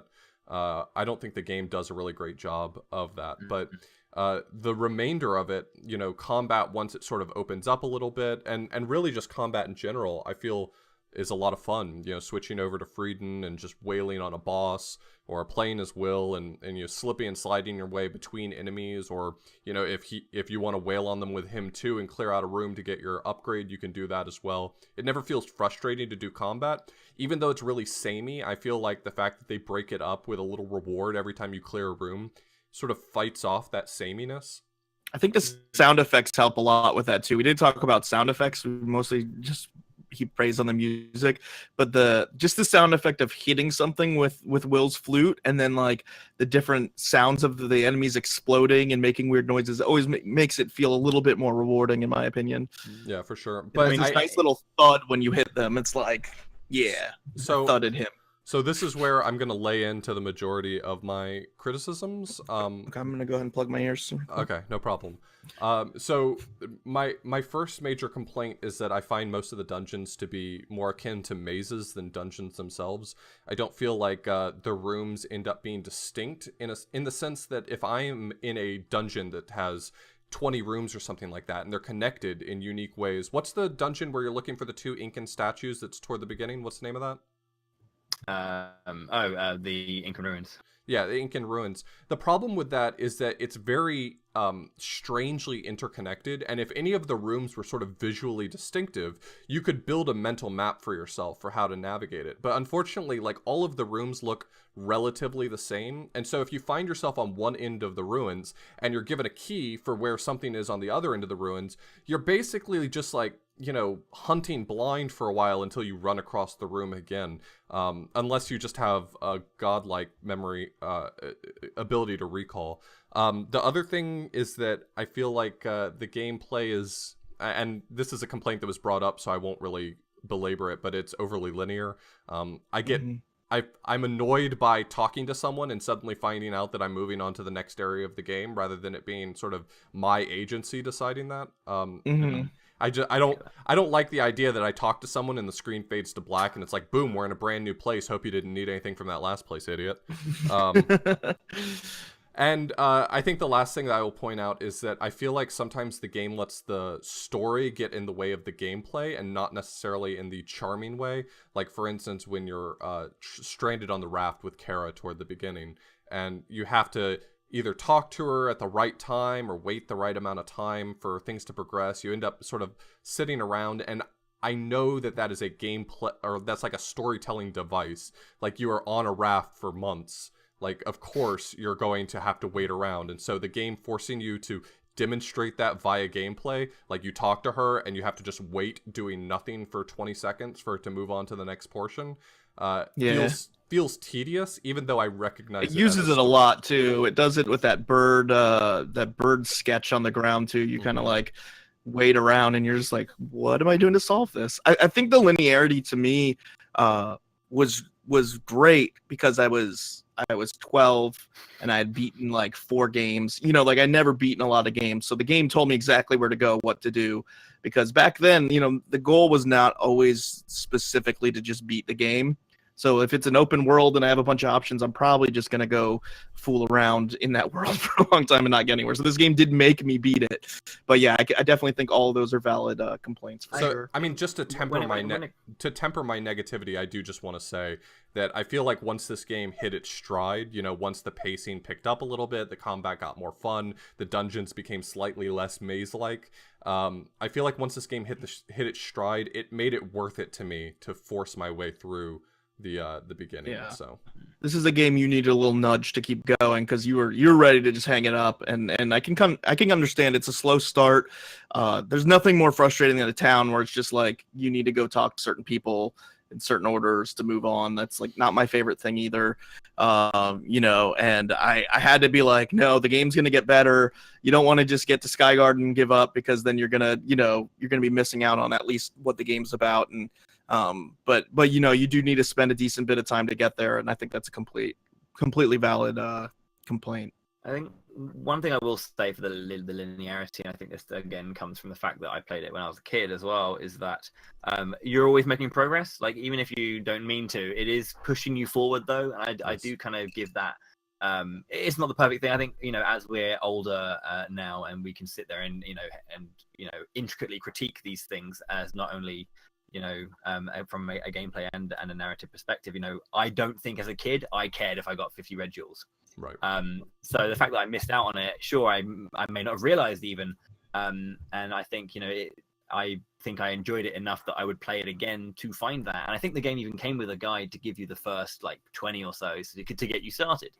I think it did, and it did help me to enjoy it more consistently, make progress. I never felt like I got stuck in a position. I was like, oh, I can't do anything anymore. Yeah, the US box art actually says on it, play along with your Nintendo or your Nintendo strategy guide or something like that. So I think on the PAL box it says, you know, I think it's a massive story worth 70 hours. I don't know. But, 70 hours. It's I mean, you might be a real slow reader. Do you see how slow the text comes up sometimes? Maybe. This is a joke. Yeah, this is a joke I hear. And the reasoning is that you tend to remember the slower text boxes. 90% of the text boxes are, you know, they instant. At least in the Western version. This is another version different. The Japanese text crawled very slowly compared to the Western. We had, you know, all of the text on one frame. Bosh, you can, you know, push it forward. As for the thing is, you remember the really slow text boxes because as Author opened up with, you found a large. I mean, it's like you remember those very slow ones. Yeah, they're not all like that for sure. I would say moving on just to the next category, difficulty and fairness. I think we've kind of touched on it a bit, but there's definitely, like we said, a lot of linearity, which makes it a lot less difficult in terms of solving how to get your way through the game, for sure. I mean, you kind of are forced your way to the end, but there are some points of the game, specifically like the vampire fight, that are just incredibly unfair and difficult. So there's like, you switch between it being very linear and kind of easy to then here's a fight that you're going to have to try 30 times before you beat it. So there's a little bit of unbalance there, I would say. Yeah, this game is very bipolar with its difficulty. Yes. I feel like a lot of the dungeons are just sort of, they pose very little challenge in certain spots, especially if you're willing to take your time and you're not just rushing your way through it. I feel like Moo is like the one exception to that I can think of, just because of all of those wizards constantly firing on you from out of range. But in general, Yeah. I feel like Moves hard, yeah. I feel like most of the dungeons were not, I won't say trivial, because sort of navigating them was the fun of it, but the enemies were just there to slow you down, not really pose a significant challenge. And then I ran into the vampire boss, and I thought that I might never complete the game. I thought Yeah, there was a chance I exactly. would never make any progress ever again. But then the boss of Sky Garden, I walked in there and beat him within 15 seconds and on my first try.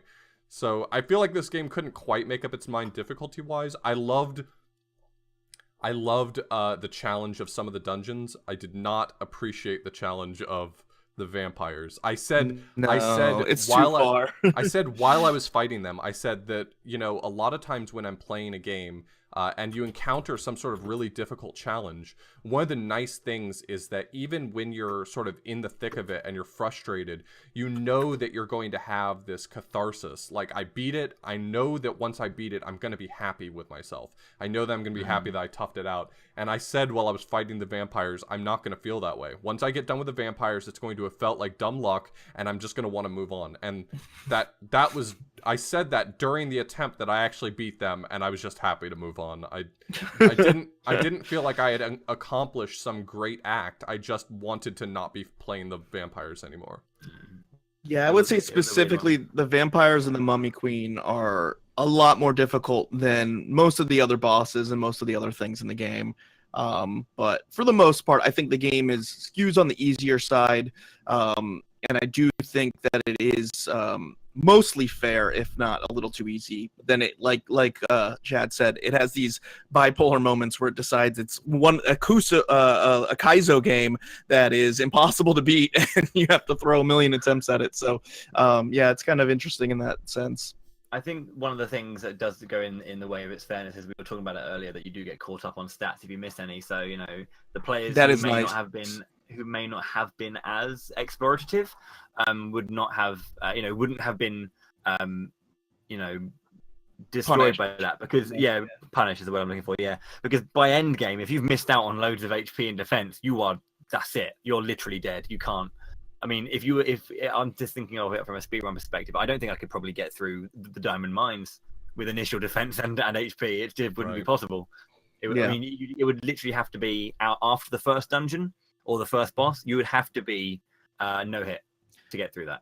Yeah, so definitely it skews on the easier side in that way, a little hand-holdy, where it's like, this is linear, we're going to make you go through the game, we're going to push you progress, and even if you don't kill stuff and do whatever, we're going to keep your stats up to date so you don't have to go die a bunch of times, and, you know, and you can't go back to an area. You can't go back to an area, so you wouldn't be able to go back and get those stats. So, yeah, I mean, I think that's a cool mechanic, but it definitely does skew to the easier side. I think that's, but I think it is kind of a kid game. I mean, it's focused on your ragtag group of kids. I think this was probably more aimed towards kids, and so I think in that sense, it's nice because you do feel a sense of accomplishment. In terms of fun replayability, I think this game is really replayable, if only for the fact that it's just very charming. It's got a good story. It's got great graphics. But at the end of the day, there's not a lot of side quests. There's not a lot of reason to go back and play the game other than I want to go try and get all the jewels. What do you get rewarded for getting all the jewels? You get a secret dungeon and then a bonus boss. Yeah, which is also a callback to Soul Blazer. Oh, so I remember that. So you fight the first boss of Soul Blazer again, and he's actually a lot harder, I think, in Gaia. So kind of a cool little bonus, but ultimately one side quest. You know, not a lot of items to collect either. I mean, you've got herbs and jewels, and that's basically it. And then like necessary items for the game. So I'd say replayability. In terms of like game offering you new experiences, very low, but just in terms of enjoying the game, the story, the music, like this is definitely a game I can go back to. So I'm kind of go ahead, sorry. No, go ahead. I'm kind of biased in my replayability because I speedrun it, so that's what I do. Yeah. I'm meant to do it. I think though the reason I picked it up in the first place was because, I mean, I played it a lot when I was a kid. I played it, a good, it may not seem like a lot, now that I've completed it in the hundreds perhaps, but, back in the day, 4 or 5 times, is not a small amount of times to play, games that took you a long time when you were younger. And I really just enjoyed playing it just because I think, the mixture of, how much I enjoyed the gameplay and, listening to it and watching it. I never actually knew about the boss stat upgrade thing. I always remember getting all of the enemies. Yeah, me too. So it was not a thing that I really thought about. So I just remembered, I just enjoyed playing the game. So for me, it was fun. It was replayable, but it hit a new level of that when it came to the speed run. Yeah, so, speedrunning always adds a whole nother level of replayability for sure. This just doesn't have that, Final Fantasy VII, you want to go back and do all sorts of things that, are available to you. Maybe something like Final Fantasy VI as well, or something like that has a little bit more of that. This is pretty straightforward, but you don't even have that Zelda thing of I want to get all the hearts, I want to get all the items, I want to, there is one, there are like 2 random hidden upgrades. There's like one strength up that you can grab, which is optional, and then there's obviously the waiting in the line in Euro to get 1 extra HP, and then a faux upgrade to your dark power if you don't get any red jewels, which I think is quite nice. Because the red jewel upgrade to one of Freedan's skills means that you throw out, you charge up and you throw out a fireball, and then you can press a button again to make it explode in 4 directions. There's a faux upgrade if you don't get enough red jewels for that, where you throw out the fireball, but it explodes on contact. Okay. So it's kind of a nice little upgrade there. But... Yeah, Chad loved waiting in the line, right? Well, I realized that they were actually standing in line behind me, so I asked my chat, is this a real thing? Do I really stand in this It'd been line? funny if you got an iPhone at the end. It would have made the time more worth it, I guess. Yeah. So I actually can understand why you would replay this game over and over. I actually completely get it, because all of my complaints are about these little frustrating, sitting in town elements and not knowing what to do now, or some of the frustrations of the mazes, maze-like dungeons, or some of those puzzles. If I already knew what I was doing, if I knew how to, progress through those sections relatively quickly, I think this game would shine in a slightly different way. And so I can totally understand why you would want to play it over and over. And as a matter of fact, the once I found out what happened when you got all the red jewels, it kind of made me think to myself, man, I kind of wish I could go start over and get all the red jewels, because that's kind of a neat bonus, is when there's, find all the collectibles and we'll give you a brand new level and boss and things like that to play. Yeah. I can see that being a good element of replayability, one where a linear action RPG like this would not have the typical replayability of an RPG, a standard RPG. This one gets some of that through the red jewels. I think being able to hunt down all those collectibles and try to get that extra content is really neat. So yeah, kind of an awesome... Here is Author's going to be doing a second playthrough on stream very, very soon. Next one. I guess that's the plan. Yeah, interesting to kind of point out that you would actually enjoy it more the second time, just kind of getting some of those more unfavorable elements out of the way and being able to kind of just enjoy the game for what it is the second time. So I think we've gone on long enough. What are you going to say, Chad? Final score, 0 to 10. Throw up your 0.5 out of 10 emotes in the chat. What you going to give it, bud?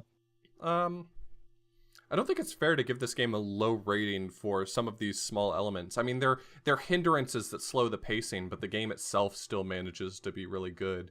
I think I'd be unreasonable if I gave it anything lower than a 6.5 or a 7.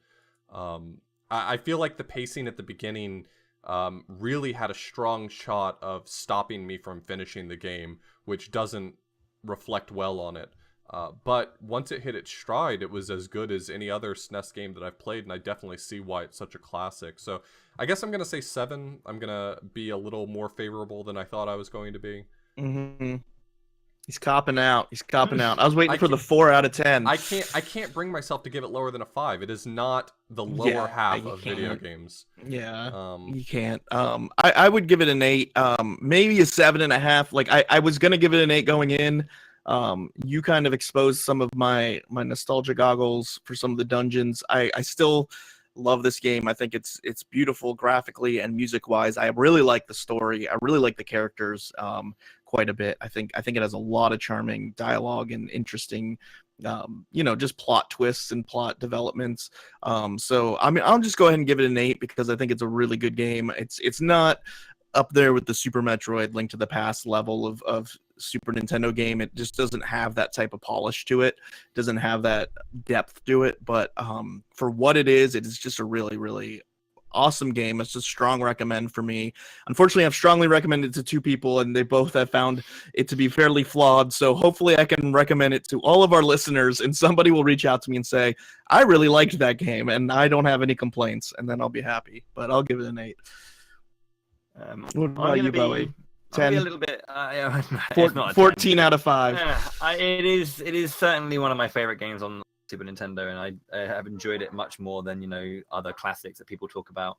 I don't know. I think it that level of maturity that it exudes, and just the look of it was so different to a lot of the stuff that I played as a kid that I do have a lot of love for it. It is a flawed game. There are things that cannot be excused, and things that are definitely not the best. But I was probably going to go for like the 8.5 kind of range, just Nice. because. I'm not really one for kind of like give out of 10s for the most part, but that's kind of where I'd put it, just because, again, it does come from the fact that I've played it as a kid and I loved it as a kid, and when I took it on as a speed run, it changed my appreciation for it, because, and especially the double tap to run thing, and when we do talk about it, I'll go into further details about that, but it's a very, very good game to play. I think despite the fact that it has some questionable design choices, playing it is just a fun thing to do. Yeah. And all of the difficulties and the ups and downs of it, I just think kind of add to the enjoyment of playing that game and beating it. Are we allowed to have fun playing video games? That's the myth. Nobody told me. Nobody told me I could have fun. I will Okay. say that Well, if you've been listening to this episode and you've heard my negativity, thankfully tempered by both John and Bowie, I will say that from my personal experience, I would still recommend that you play it, all my complaints aside, because it does take a little while to ramp up and you have to push through it a little bit, but I think that it really does hit its stride at a certain point and becomes something special. So, to be fair, it took me a long time to get into Lost as a TV show. Took a lot of attempts to get through those first like 5 or 6 episodes, and then I got to watch Lost, and then I got to see how Lost ended. So that's a whole different story. But anyways, we're gonna break and dive into this speedrun discussion where Bowie can tell us the joys of speedrunning Illusion of Gaia.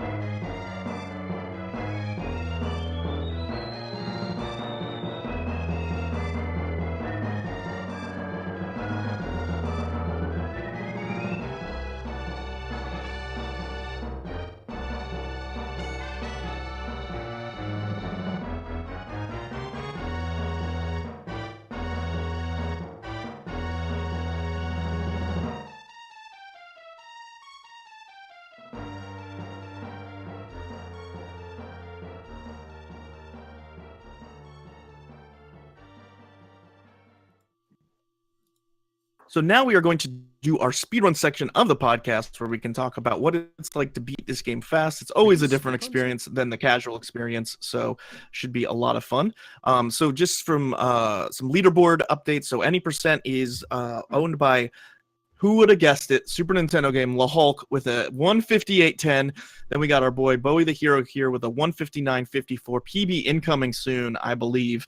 As watching you yesterday, you definitely have the ability to pull out a good sizable PB very soon.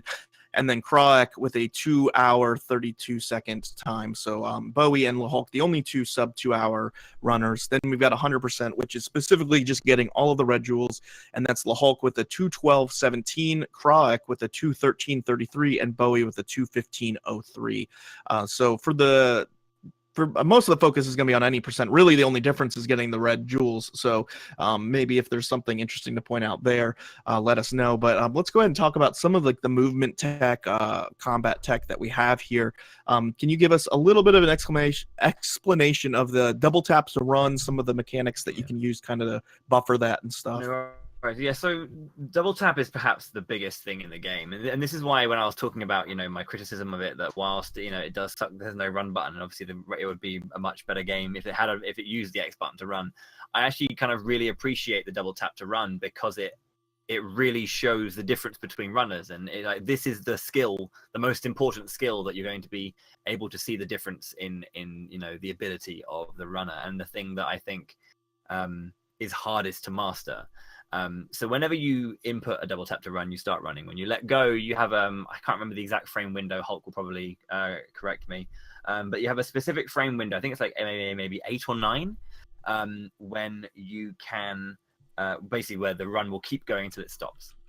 In this time, you can do certain things. The main thing we do is dash defense and dash attack. So you can run, start a run, then you let go of the dash attack or of the dash, hold R to start your guard, and then repress the direction. Then you keep running whilst also having your guard happen. So you get, I think it's been 8 frames almost going. 8 frames Hulk thinks. So it's about 8 frames. But you can also do this to kind of input or kind of hopefully when you're finishing your run, you can then input a double tap to run, in a perpendicular direction. So if you're running, if you need to go right down right, you're hopefully, rather than kind of running and then having a beat before you move down and a beat before you move left, you're hopefully just instantly transitioning from that movement right, straight down, straight right. And it's all about the timing that you get at the ending of those 8 frames to get the immediate dash down. It's very, very difficult to do correctly. Sounds fairly similar to Link to the Past, where you can get your dash kind of kicked off right away if you time it very precisely versus, kind of that build-ups animation that goes into it. So definitely some precision there that maybe you won't notice unless you would listen to the podcast. That's why you got to listen. That's why you got to come here for the best content, because you might be watching an Illusion of Gaia speedrun and you don't even see that kind of tech. Yeah, watching Bowie, it looks effortless. Like, I mean, I was watching him play for the past, 2 days, and you just see him running constantly. But, I mean, I've also been playing in tandem while watching him preparing for this episode, and actually you're not running constantly, are you? Actually executing that's very challenging. I mean, I for one, I've also sort of gotten spoiled by A Link to the Past, where once you start a dash, you can let go of the D-pad entirely, just take a drink if you want to, you just keep running. Yeah, that's nice. But with Illusion of Gaia, it's very critical that you continue holding the direction you're running, and when you change directions, it's not easy to keep that run going. I found myself dropping run constantly, and it's frustrating when you're trying to go somewhat quickly. I mean, as a speedrunner, even when I'm playing casually, I'm trying to just, keep it moving, keep the pace going, and it's not easy to pull off. You have a disease. I do. Yeah. It infects your head. Yeah. So there's also definitely a hard game. Yeah, it's definitely like the key thing that a lot of runners focus on. So would you say this is like the one mechanic that separates, a 2 hour, 5 minute runner versus a sub 2 hour runner? Like, is this like the last piece of the puzzle that most people have to perfect in order to get to that top tier? I think when you're looking at like sub 2, I mean, it's kind of nuts. I think I've got a sub 2 now. It was kind of weird when I got that run for a 1 at the beginning of the time. It was nuts. But it's kind of that's where you start knocking off those last few seconds, you know, because there's only so much you can do in terms of learning, you know, the general approach and the route itself, but actually being able to execute it at that level is you know, the thing that you're really going to need to focus on, and the thing that you'll realize, you know, the more you play is such a big factor to the run. And it may even if it's just like, you know, half a second per screen, or like 0.1 of a second per screen, it builds up over the course of it. It's weird to think that you've got an action RPG that is, you know, 2 hours in length, but the downtime is very minimum. It's very minimal rather.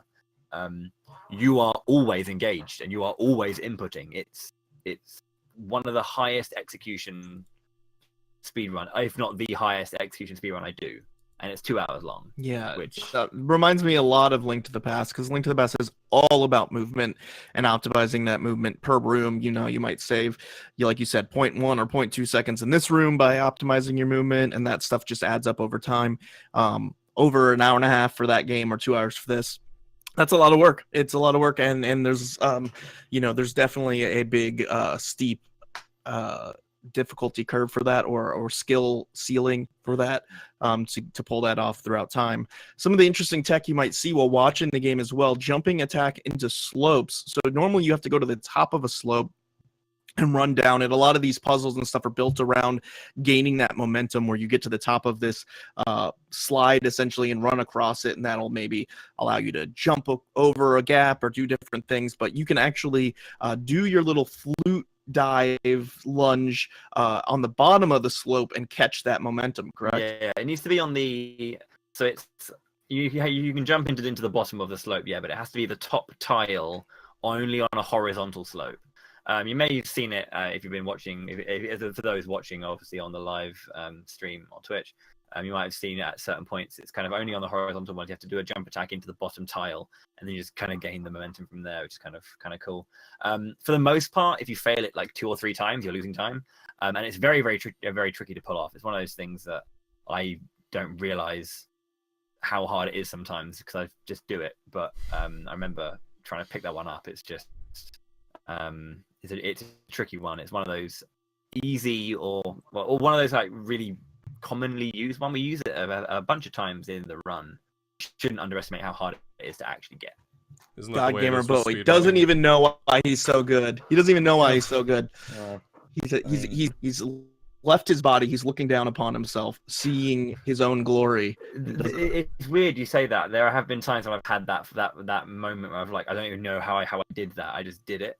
And again, it's like when I picked up the game, I actually ran 100% first of all, and my 100% time does not reflect my ability now. I feel I can definitely get, you know, into the 213s like Krorik as well, but I haven't run it for a month. I feel like that's the way it is with a lot of speedrunning tricks. It's like sometimes someone will ask you, well, how do you execute that trick? And it'll be like, hold on, I need to go pick up a controller so I can figure it out. It's like it's so ingrained into you. It's mainly because, specifically because a lot of it is movement based. It's all around the D-pad, and I'd have to pick up my controller to even have a look at it and know. It's like sometimes it's just kind of, if I was to explain to you that you have to double tap, then like 1 frame later, just immediately double tap left, and then kind of like, you know, then push it back down to the down. Because there are times when you're trying to get a change of direction, but then you're also, because you can run diagonally, but the diagonal isn't perfectly diagonal. It's like you run mainly one direction, but then you can like coast along the side. The amount of times, because it's a very geometric run. You're not just running down, then right, then down. It's down, but then you're going, you know, right but down, or up and then swinging to the right. So a lot of it is just being able to get the main double tap in whilst also like pushing to the side you want, and then doing the same thing on a perpendicular axis. So it's just it's always interesting how muscle memory takes a part of speedrunning, and we start to be able to pull off tricks that we used to have a very hard time doing. I remember I was watching you yesterday.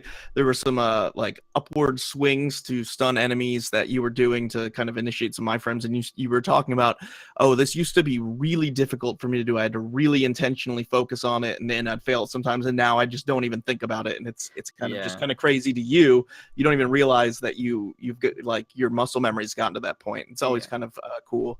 So There's some I'll go into it. It's quite a cool. I'll be quick. It's quite Okay. a cool little technique though. So I was talking about the dash defends, where you can like let go of the dash button for a second and then hold down R to kind of get your guard and go through. Will can't do. Free Dan and Shadow can do that with attack, so they can run, attack, and keep running. But you actually see it in the video soonish if you're watching. Will can't do that with attacks because he has the jump attack. The jump attack is input by attacking and then pressing forward the way you're facing, and then you do the jump attack. So Will can't do that. So you have to run at an enemy, stop just in front of its hitbox, face a perpendicular, like upwards or down, the perpendicular direction, attack, and then continue running. Yep. So that you remove all of your momentum, attack, and then keep going. But there's an enemy that has quite a wide hitbox, so you can abuse that. But it's so quick to input, you have to literally stop dead in front of them. So you have to kind of gauge when you let go of the direction and then like slam up to attack and run through. Yeah, this game does involve a lot of damage boosting, whether it's sliding through enemies or hitting an enemy running through it. There is a lot of that type of tech going on, along with this double tap kind of tech that we've been talking about. So it is pretty cool to see. I mean, obviously stopping and killing a lot of enemies is not going to save time. So there's a lot of boosting through them and maintaining your health, because obviously, as we said, there's not a lot of healing. There's not a lot of situations where you can heal. And obviously in a speed run, you're not going to want to just go into the dark space and refill your health every time you go low on health. You can't do that. So you've got to be really careful with enemy conservation. Also, there is a lot of death warping in this game. And not a lot, but a number of death warps where you're maintaining your health to get down to one hit so that you take damage and then you restart on the screen that you would like to. It will advance you across wherever you'd like to go. So you're talking about the DP, which is like a little when you collect 100 stones, you get one heart, one dark power. If you have one heart and you die, you respawn on the screen that you died with all the enemies that you've killed up to that point still killed. If you have no hearts remaining and you die with no DP, you go back to the beginning of the dungeon or to a set respawn point with all the enemies alive again, which is a bigger implication to your death. It's really important to not die, yet we're trying to set up death warps the entire time. It puts a lot of stress and a lot of pressure on every single thing being right. It just adds to it. Absolutely. There's also some cool tech with you have a lot of rooms similar to Zelda, where the solution is kill all the enemies in the room and that'll unlock the next room. And so this kind of white orb comes out and destroys a barrier or opens a door or whatever. So there is some tech where you can menu while that white orb is on the screen, and that will actually skip that whole animation, which saves a decent bit of time as well. Yeah, you just continue running through the barrier just by opening the menu and closing it. It's something to do. I'm not sure why it works exactly. There's another thing which the menu does. It's kind of like there's like a glitch where you can like continue keeping the iframes in your attack, but then if you menu, it gets rid of it. There's something like the menu clears particular data on the screen basically when you open it up and close it. Absolutely. So, yeah. Do you want to talk a bit about the spin dash, and then we can probably move on to bosses? Yeah, sure. Spin dash is one of the latest will unlocks in the Great Wall of China. So when you attack and hold down the charge, you start flashing green and then you unleash. But with the spin dash, you mash L and R when you're at maximum charge, and then you can like belt off in like a really, really speedy move. And we use that mainly to get down longer corridors, really, really quickly, go over like bumps and lumps that we can't get over because we haven't got any momentum. The spin dash allows that. But also, if there's like tight little corridors that have a lot of enemies in, we use the spin dash to kind of like use the iframes and the hitbox that the spin dash has to get through and out the other side nice and cleanly. Yeah, there's also an interesting part in, I believe it's the Egyptian pyramid, where the spike ceiling is coming up and down and you're supposed to kind of wait for certain cycles, but because of the way that spin dash gives you invulnerability while you're lining it up, you'll see the spikes literally collapse on top of Will but do no damage, and you can boost through that whole section, whereas the intended thing is for you to like wait for certain cycles to go through and avoid the spikes. Either run past or get into those lower areas. There's actually one particular to move. You cannot like muck about. As soon as you enter, you have to throw out an attack, start charging, and you have to immediately run. If you jump attack, you'll fail it. Immediately run. You have to kind of like wait for the attack to finish so that you can and make your way down like a slope and back up. You need that momentum to get that far, otherwise you'll lose. You'll run out of iframes before you get to the bit you want to get to. So it's very to go important. Fast. You don't want to muck about. No mucking about. Yeah. So the other big thing about this game is definitely the boss fights. There's not a ton of boss fights. There's 5, I believe. And so each one kind of has their own unique thing. Also, there's a big boss refight at the end, kind of a boss rush, similar to a Mega Man game or something, where you refight all the bosses you've beaten. But the first boss, oh, you corrected it here, Cast Off. I thought it was Cast Off. Cast Off. Seems like a trivial boss when you're watching. At least when I'm watching, I'm like, I remember this boss. He's fairly easy, but it's actually a very precise window to get a 1 cycle on this boss, which saves, like you said, 15 seconds, 20 seconds. Yeah, 15 seconds. I would assume it could be a little bit more. I haven't really had a perfect fight with a 2 cycle and a perfect fight with a 1. Most people, and I think every single runner will usually, most runs get a 2 cycle. I myself have only managed to get one cycle in a run and then one cycle in practice, or a run that died. But I've only managed to get 2 1 cycles. Wow. It's an 18 frame window if the first hit is frame perfect. So the damage you deal to bosses is not based on your strength; it's actually based on your form. So Will does 1, Freedan does 2, Shadow does 3, and that's the end of that story. So every boss has the full 20 orbs, which is 40 HP. So it's 20 hits. If you line the first attack up and the final frame of active hitbox on Freedan's attack lines up with the first frame of Kastoff's duel being vulnerable, you have an 18 frame window to get the next 19 hits. So 2 attacks have to be frame perfect, as long as the first hit is double frame perfect, basically. And then you have a 1 frame window of error for the next 18 hits. Okay, let me ask you a question. Let me ask you a question real quick. Does LaHulk get this in his run? Not every time. He has got a few. I think he maybe got about 6 or 7 1 cycles. But in his world record, is it in there? Hulk can let you know. I can't remember. I haven't actually watched his 5810. Does the boss telegraph when he goes vulnerable? Because I feel like nailing that 18 frame window would be impossible with how little it seems he telegraphs. There's kind of like a pattern to it. So he'll basically bring up one hand. It's 5 hits to get rid of the first hand, 5 for the second, and we do that normally in the same kind of cycle. Then he'll basically he'll fire 1 gem, and then he'll basically open up his duel after maybe, I think, about like 2 seconds of time. So you kind of like get a vibe for it. I can't really say, but okay. I just know when it is roughly. But normally what you do is you go into your cycle. You'll sit there and you'll just go, right, I'm not even going to bother. I'm just going to sit here and throw out attacks. And you'll go into your attack cycle. And if you get it, you get it. If you don't, you don't. I would ask LaHulk, but I banned him from this channel for stealing so many world records. He's a bully, and I won't accept it. No, he says he does not get it there either. Yeah. So very tight window. It's actually interesting. I think the Japanese version, you don't have to hit the hands to make the boss vulnerable. You actually can just attack the head right away. Yeah. So a little bit of version difference there as well. But most of these runs are done. We didn't approach this, but in the US version, you don't do the Japanese version, right? Yeah, we do the US version because of text speed. The Japanese version has it has key item text speed, or quite slightly faster than that, but it doesn't come up in 1 frame. It comes up character by character. That is one cool thing about this run, is you can mash through the text very quickly, unlike, maybe most RPG runs like a Final Fantasy VII where you have to sit there and mash. These text boxes fly off the shelves. I was really pleased to see that, because that's definitely a frustration of speedrunning an RPG often. So the next boss fight is Viper. I would say we can kind of skip that. That's a pretty trivial fight, unless you have something you want to say about it, but it's a pretty quick one. It's hard to go really fast, but it's like being really fast and slightly less than really fast is no big difference. He hits hard, 2 hits and you're dead pretty much. But that's about it. It's just about being accurate and being aggressive. Absolutely. What about the vampires? Tell us how to beat them fast, let alone beat them I would probably guess, Orth, that when you played vampires, you fought them as Freedan, correct? I had to go back and get Freedan, yes. Yeah. So we fight the vampires as Will. I know, I saw that. So we only deal 1 damage per hit. The reason for this is because Will's jump attack has iframes, and so does the slide. So you can use that and get in.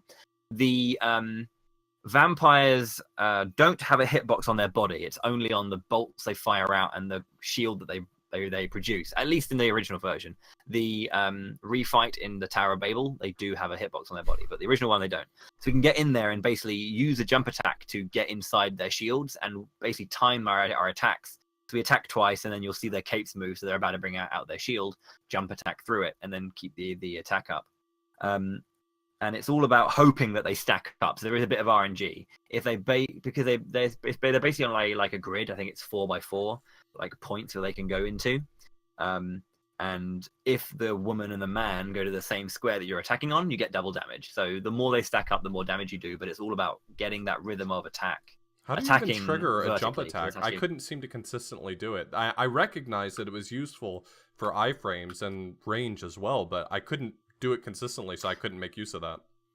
You press forward after you attack. So you attack and then you watch the attack come out, and then you press forward and you follow up with the attack. So we're just sitting there kind of like pressing B and then every now and then pressing up to get the attack going, or down if you face down to attack. Sure. But it's very, very hard.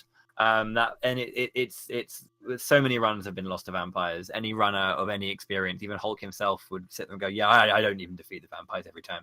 They are." Author Blues is bad on the internet for realizing how to do something that he could have used yesterday. Yeah.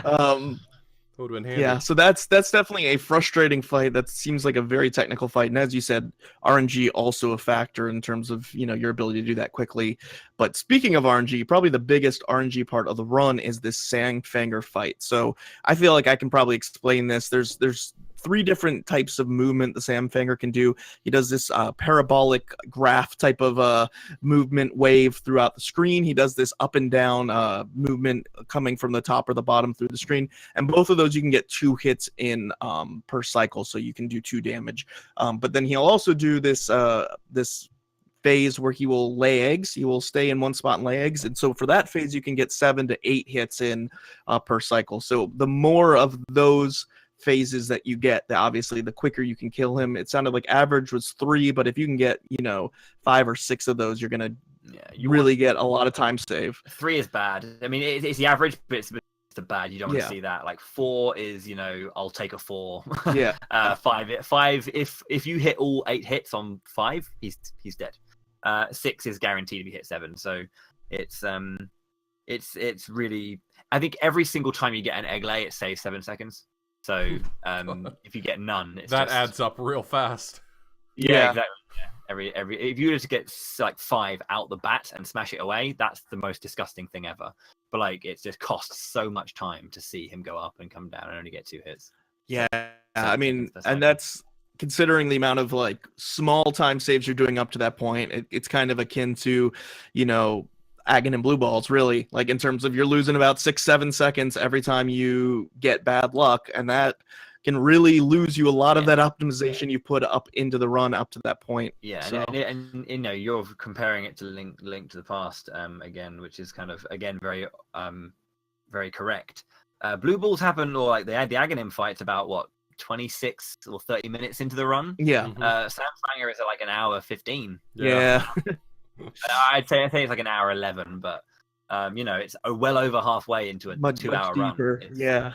So that's unfortunate. And especially I would say when a game doesn't have very much RNG and then it has like 1 or 2 very large RNG sections, that's really the tough part of it. You're dealing with a game that has 6 or 7 of these sections. You can afford to say, well, I got bad RNG here. I mean, what are you going to do? You're not going to get perfect RNG. But when it's like 1 or 2 sections, it's really frustrating. So the next fight, the Mummy Queen, what do you have to say about that? That's a very hard fight, casually at least. A very frustrating fight. Version difference is actually, fun fact, is in Japanese, but free. You can use a move called Quaker to stun her, so she doesn't do her phase out things. You just hit her 20 times and kill her. But whenever you hit her, she basically becomes ghosts and she spreads out. Always and then the ghosts the worst when you hit someone and they become ghosts. Yeah, and then like they track you for a bit, and then she reforms and becomes the queen again. You hit her once again, so you can only hit her once. And then when she gets down to half life, for a bit and come back, or you'll hit her and then she'll become like a ring, and then there's one ghost you have to hit to bring her back. So to get 7 straight rings, you need to get lucky again. So there's 2 moves she'll do where she'll become a ring that you can hit one ghost and stop the phase, which is if she moves or she fires a lightning bolt. But if she decides to do with the Earthquaker, she'll spread, and that loses you so much time. You want to, if you get 7 straight rings, it's really quick. But again, you're at the end of the game. You're like an hour and a half, hour 35 into the run, and she kills you in 2 hits.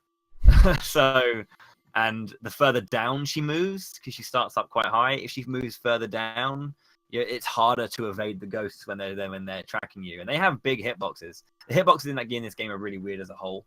But yeah, that fight is just, again, it's a fight that will take scalps and kill runs and good pace runs too. Yeah, it's annoying. Yeah. It's annoying. Yeah, you get to use Shadow's ability to melt into the ground to try and avoid the bats, but the lower she goes, it seems like the timing window to be able to avoid them by doing that gets smaller and smaller. So unfortunately, that's why you lost your run yesterday, because you have to refight all these bosses and do it again. And so you have to encounter the same RNG a second time. Now you're dealing more damage because you're Shadow form for, say, the Sandfanger, right? So it's probably a little bit less of an impact because you're able to do 3 damage per hit instead of 1 as well. It is still, however, though, if you think about it, the damage that we deal, it means we need less egg-laying sessions to defeat Sandfanger. So 2. So if the fight starts and he lays eggs twice, it's over. And then you put that against him doing none. It actually, although the time save is massive from the fact that we're dealing more damage, the fight is quicker. The difference between an egg lay and not is extrapolated even further because it's 8 hits so that's 8 damage versus 24. So so the damage difference is huge. Absolutely. For that fight in particular, and then again the stacking up of the vampires is so integral. So it's the joke is that we'll always get the 1 cycle on Castos, so we're always like, can we get the 1 cycle Castos this time?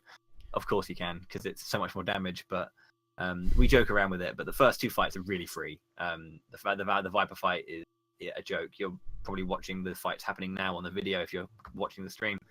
But the Viper fight's easy, but then the Vampire, there's a lot of pressure on Vampire fights to be good, and a lot of pressure on Fanger to be good, because at the higher level of the game you're fighting over, I mean, my PB is a 159.54. My sum of best is like a low 158. My sum of best is below the world record, I'll have you know, so that's good. But it's like you're fighting for so little time and it's so easy for it to just go bye-bye. No, you can't have this time, right? So well, the good thing for me is that there's never been pressure to be good. Nobody's ever expected it from me, so I never had that pressure. So I don't have to worry about that. But no, that you have a thing for playing speed games with terrible bosses in it. I'm thinking of Julius in which was a previous episode we did, which is probably worse than any of these bosses in my opinion. Absolutely, but that is literally the worst boss in any game I've ever played for speedrunning. It is so hard.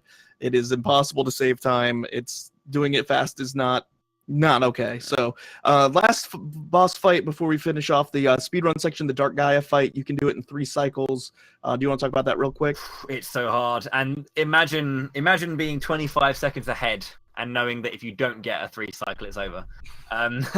It costs you 20 to 30 seconds for not getting the 3 cycle, based on, because Dark Gaia not only, it is a 2-part fight actually. You don't unlock the Phoenix until you get to this point, and then you fuse with Kara, and then you unlock the Phoenix. So the Phoenix is the Light Knight, and the Shadow is the Dark Knight, and you're firing Karas at the thing. So first of all, you fight the Comet, and to be fair, she's really spoiled and real obnoxious for most of the game, in my opinion. I did not like her. I liked Lily the most, so I'll go ahead and throw her at people. Good. That's fine.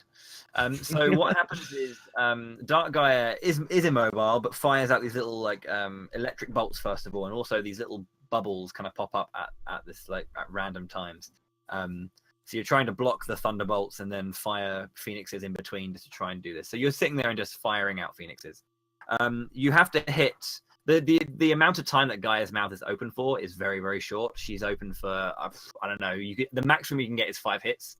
And you need to get 2 cycles of 5 hits to be able to do it. If you get a 5-4, it's so much pressure on you. If you get a 5-5, you're sorted. If you get a 5-5, you get 2 cycles of 5 hits. And then you need to get 2 cycles of 5 hits to be able to do it. If you get a 5-4, it's so much pressure on you. If you get a 5-5, you're sorted. You can kind of tell based on how much damage is done whether or not you do it. Yeah. But after 3 lightning bolts, she might open her mouth, or she might open it after 5. So there's a big difference in how quickly the cycles go based on just her RNG. But it's so hard to do a 3 cycle because getting 5 hits out is very, very tough. So you get 4 on the first cycle, you are really like feeling the pressure. Like, okay, then here we go. Yeah. So the idea is that the first hit of the open mouth is you get the back hit of the Phoenix, like the tail of Phoenix hits the mouth, and then the next 4 come through. That's kind of what you want to see, to be able to make sure you get it. But it's so hard to time. You have to hope. But obviously you have to have the right attack cycle. But then obviously you have to having to deal with all these things coming in and finding the time to get the guard right to keep track of the bubbles and reposition yourself if need be. It's a very high pressure fight, and especially if you're like looking for that sub 2 or kind of like looking to beat Hulk, and it's like the 3 cycle is what you need. It's mandatory. It's just mandatory. Wow. Half the time it is. I've got PBs where I haven't got the 3 cycle. But when you're trying to save half a minute every time, and that's a lot of time. It's just that 20 so seconds. Much pressure. Yeah, 20 seconds is a large chunk of time when you are looking at saving a couple seconds per split and then coming down 2 hours in to that fight. The point that I go right, the run is on is Fanger. If I get a good Fanger, I know the run's on, and the next 50 minutes are just or 40 minutes. Before we finish the speedrunning section, anything notable about 100% that you need to point out, or anything else that we left off? Don't forget red jewels. It's easier. It's easier because you get upgrades. You get an extra herb. You get 1 extra attack, 1 extra defense, 1 extra HP, and then an upgrade to the damage that your skills deal. So actually, it's easier. It's longer, but it's much easier. After Moo, you actually check in with Gem the Jeweler for the first time and get all the upgrades. So from the same difficulty up until the vampires, but from that point on, it's much easier. You deal more damage, you take less damage, that's a pretty typical thing with 100%. It's a longer run usually, but you have so many items, upgrades that you normally wouldn't get in an any percent run where you're just cutting all the fat, that usually it's a little bit easier to go ahead and finish things off. The main thing is the lack of huge difference in terms of like side quests or like bosses means. I mean, you have to fight the extra boss at the end, and it kind of adds like an extra bit of pressure to get through that dungeon really well, and defeat the boss without hindering your aggression going into the final boss. Because the less HP you have for the final boss, the less likely you are to take risks. And actually, my final boss fight of my PV, I think I have like probably about 13, 15 HP going in. So I actually have low HP, and it's actually very scary because I think I go down to like 3 HP by the end of it. It's pretty intense. I think the thing is like it changes routing through certain dungeons, and it does affect if you run both categories. It does affect your memory. You have to kind of remember what one you're on. But also, it does make certain elements of certain dungeons more difficult because you have to actually go through them in a different way. So, for example, at the end of Angkor Wat, we prep a death warp back to earlier in the dungeon, which actually you don't want to take any damage for the entirety of the last section of the dungeon and run out all as one whole thing. Because if you die, you miss a jewel. So you have to actually play harder to not get hit in certain areas, because you are actually trying to route your HP in a much cleaner fashion. Yeah, it's funny you say that. It's definitely a speedrunner, like knowing that like when you run 2 different categories of the same game, like keeping your mind on the fact that you're on that category and not the other. Like I was watching Pooh do all forts the other day, and he was switching to warpless, but he kept accidentally doing the wrong route because his mindset was in one. So it's like you don't, maybe in Link to the Past you open a chest, and you're like, wait a second, I didn't need to open that chest. That's for the other route. So that's kind of funny, just such a speedrunner thing. But we're gonna go ahead and take a quick break, listen to some more of that amazing music, and then we've got your live Q&A here live on the internet.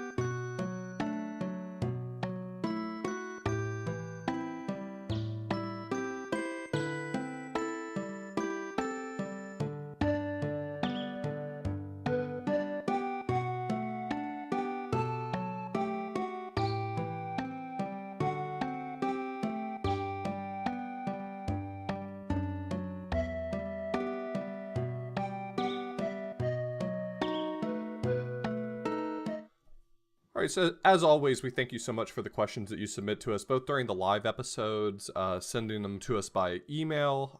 We've started keeping extra rooms in our Discord server for questions about upcoming episodes, so you can always check our Discord server and see what episodes are coming up to go ahead and throw some questions as you think of them, and we compile them, put them together with the help of some helpers in chat.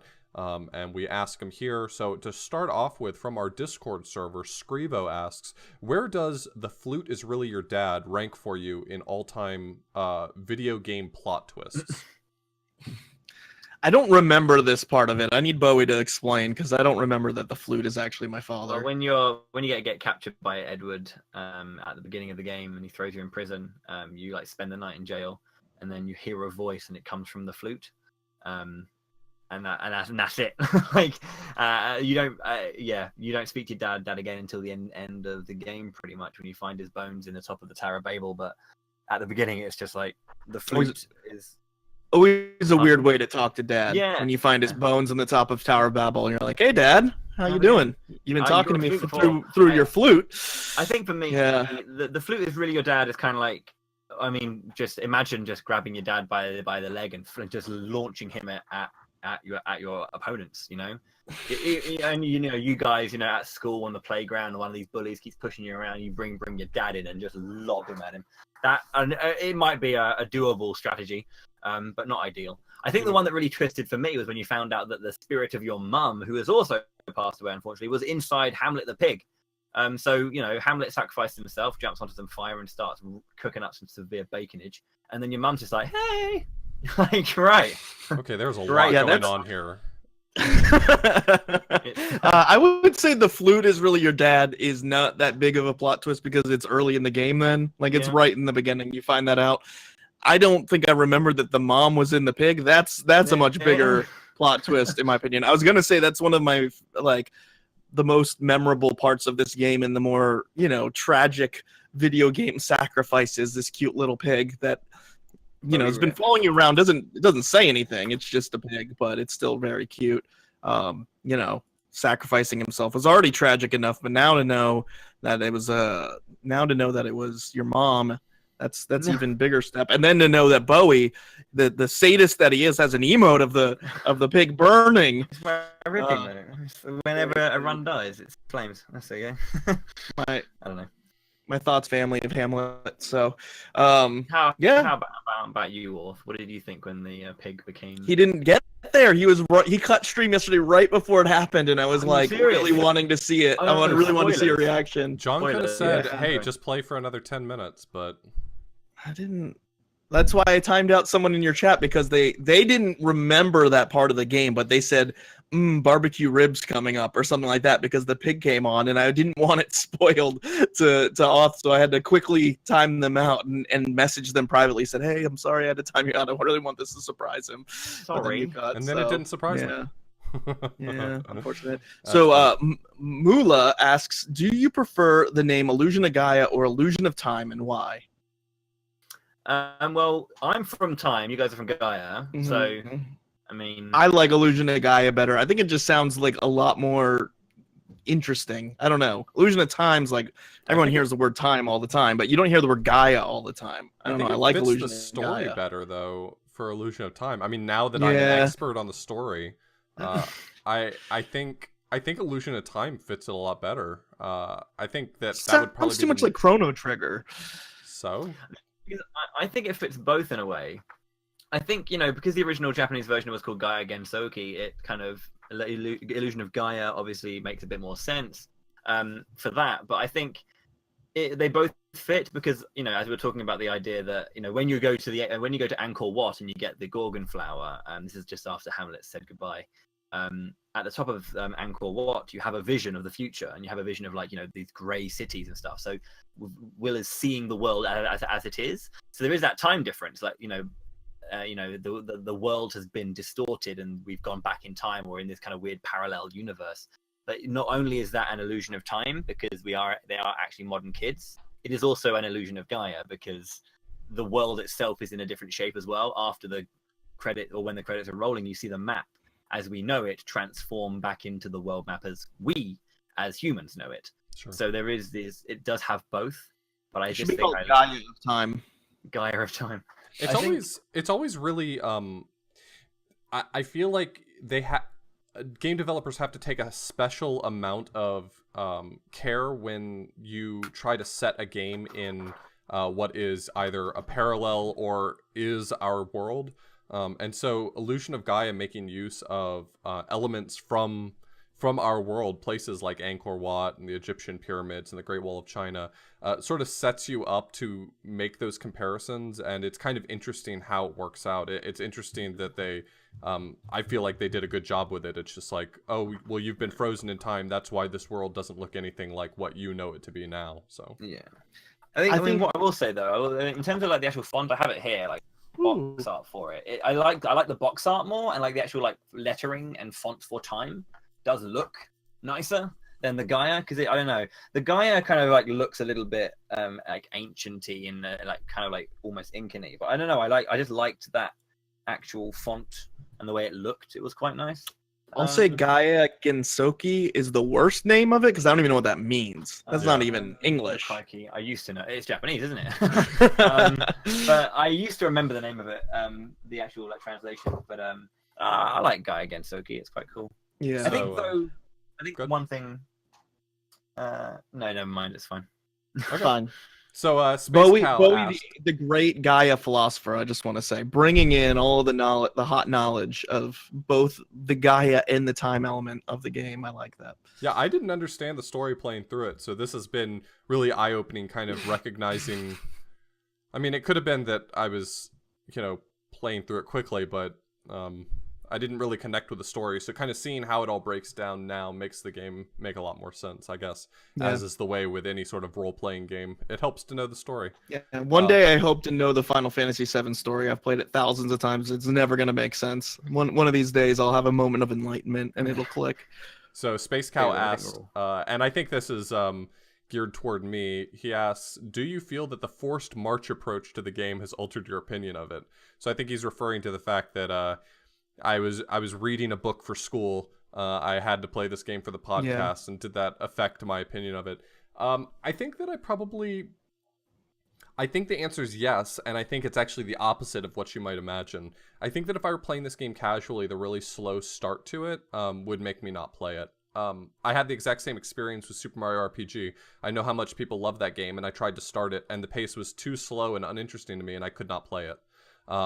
And this game would have probably suffered the same fate for me. It starts off slow. It was taking too long to ramp up. It got me stuck in cities for too long. The dungeons weren't particularly interesting to me at the time, and forcing myself to overcome that so I could see more of the game helped me to crack that shell and find what was special about this game. I think if you had asked me 24 hours ago to rate this game, I would not have given it a 7.5 or a 7 or whatever I said. I probably would have been actually more like a 4, but getting past those parts that I was stuck on and seeing what was special about this game, I think helped a lot. So it doesn't help that Chad is dead inside. I literally do not know how to experience happiness. Yeah, so that's a big part of the issue here. Don't worry. I read that question differently, and I thought it meant more the linearity, like the forced march through the game, which I think, honestly, I do think it does limit the greatness of the game, but I also think it is something that's special about the game that kind of, makes it approachable for younger audience, which I think it's kind of geared towards, but also just a little bit different. You can beat the game in a shorter period of time than some of these more open games, and I think that kind of makes that brief experience makes it more likely to come back and kind of enjoy that world again. So Biscuit2963 asking, what's your favorite song from the game and why is it the final boss theme?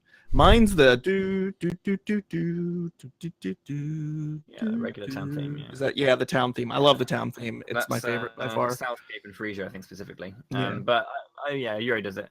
Yeah, I think it's a good one. It's kind of nice, and it's just a nice opening sentence to the opening sentence to the game. It's just a nice way of starting it. Absolutely. A lot of the really early I music do like is solid.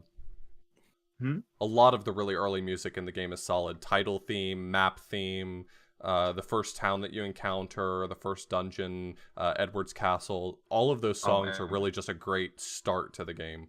Absolutely. Edward's Castle is actually a really good theme, and I think I think a lot of the songs as well, I find interestingly, get really good at the later. Like they're not just a kind of simple like minute and a half then reset kind of track. A lot of them have this long epic kind of like ongoing thing. We don't really hear the final boss theme too much. It's mentioned obviously, why is it the final boss theme. It's not actually my favorite theme of the game, but I only hear it for like 2 minutes because of how fast it is. But if you let that go on, it gets so good. Like 3 minutes into the track, it's really long and it's really intricate. Stop beating the boss so fast. Stop saving those 20 seconds. Maybe you'll hear the whole song. Apologies. I'll do my best to be worse. But the same is true of Edward's Castle. It's just such a good track the longer it goes on, and it's a shame we don't hear more of it. What I will say though, my favorite song is Around the World, the credits theme, because it's I don't know, it's got so many nice moments and callbacks to earlier parts of like songs and stuff, and uses all the instruments and all the themes and the emotions. It's all there. So absolutely. Last question here. Andy J Retro asks, joke question for me: if only one character from Illusion of Gaia could be a rando sprite, which would you pick? The only reason I read this is you can actually play Will in a Link to the Past randomizer. So I have played as Will in a Link to the Past rando. It's really huge compared to his body. It is really funny to me that this sprite this is just a tangent here, which I think you guys like because you like us. Like the sprites that have made it somehow into Link to the Past rando versus the ones who haven't is just such an odd thing. Like there's no Wario, for example, but you have Will from Illusion of Gaia. Like it just seems kind of strange. Like there's some really big characters from Nintendo that haven't made it, but then sometimes these like very more niche characters somebody took the time to make, which apparently I wanted to get a rando sprite made of Jason Voorhees because you all know I love Friday the 13th from previous episodes, but it's apparently like 200 and something sprites that have to be made by somebody manually in order to put them into this randomizer. So somebody did a lot of work to put Will from Illusion of Gaia into rando, and I think that's really cool. So that's the only reason I read that. So I guess Hamlet would be fun to play. Hamlet would be godlike. Yeah, I mean, Chad truly punished me. I do a donation where you get to pick the rando sprite and my file name if you donate $5, and Chad made me play as a cursor, like literally like a cursor from Windows, and it was absolutely terrible. You can't tell what way you're facing, you can't tell what's happening. Some of the animations are really funny though. Like if you take damage, you turn into like the thing where your cursor goes away and it's like saying no, and like there's a lot of really weird things in there. It was quite creative, but holy heck, I'm never playing as the cursor ever again. That was terrible. But yeah, I don't know. I say Hamlet. Hamlet would be epic. I beat the whole game with Hamlet. I play Shadow. Why not Shadow? Kill the pig with the pig. That's why. That would be amazing. So bacon on bacon action. Yeah, absolutely. So I think that is our Q&A. Thank you all so much for hanging out here live and asking stuff and hitting us up in the Discord. Before we move on to some of our plugs, Bowie, where can people find you and watch you do some of these awesome runs? Well, if you're interested in seeing some Illusion of Gaia, I'm running any percent again soonish at twitch.tv/Bowie the Hero. As you can see it just below me here, that's kind of how it's spelt. That's kind of what I do. I do run a variety of other games, but I'm working on Illusion of Gaia, and I might get back into Final Fantasy Adventure again at some point, which I know you guys covered a while back. Not a while back. My pleasure. Thank you for covering it again, as I said.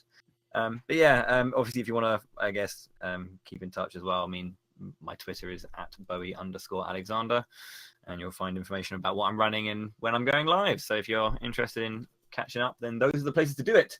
Thank you very much indeed for having me again, guys, and it's my pleasure to talk about this game.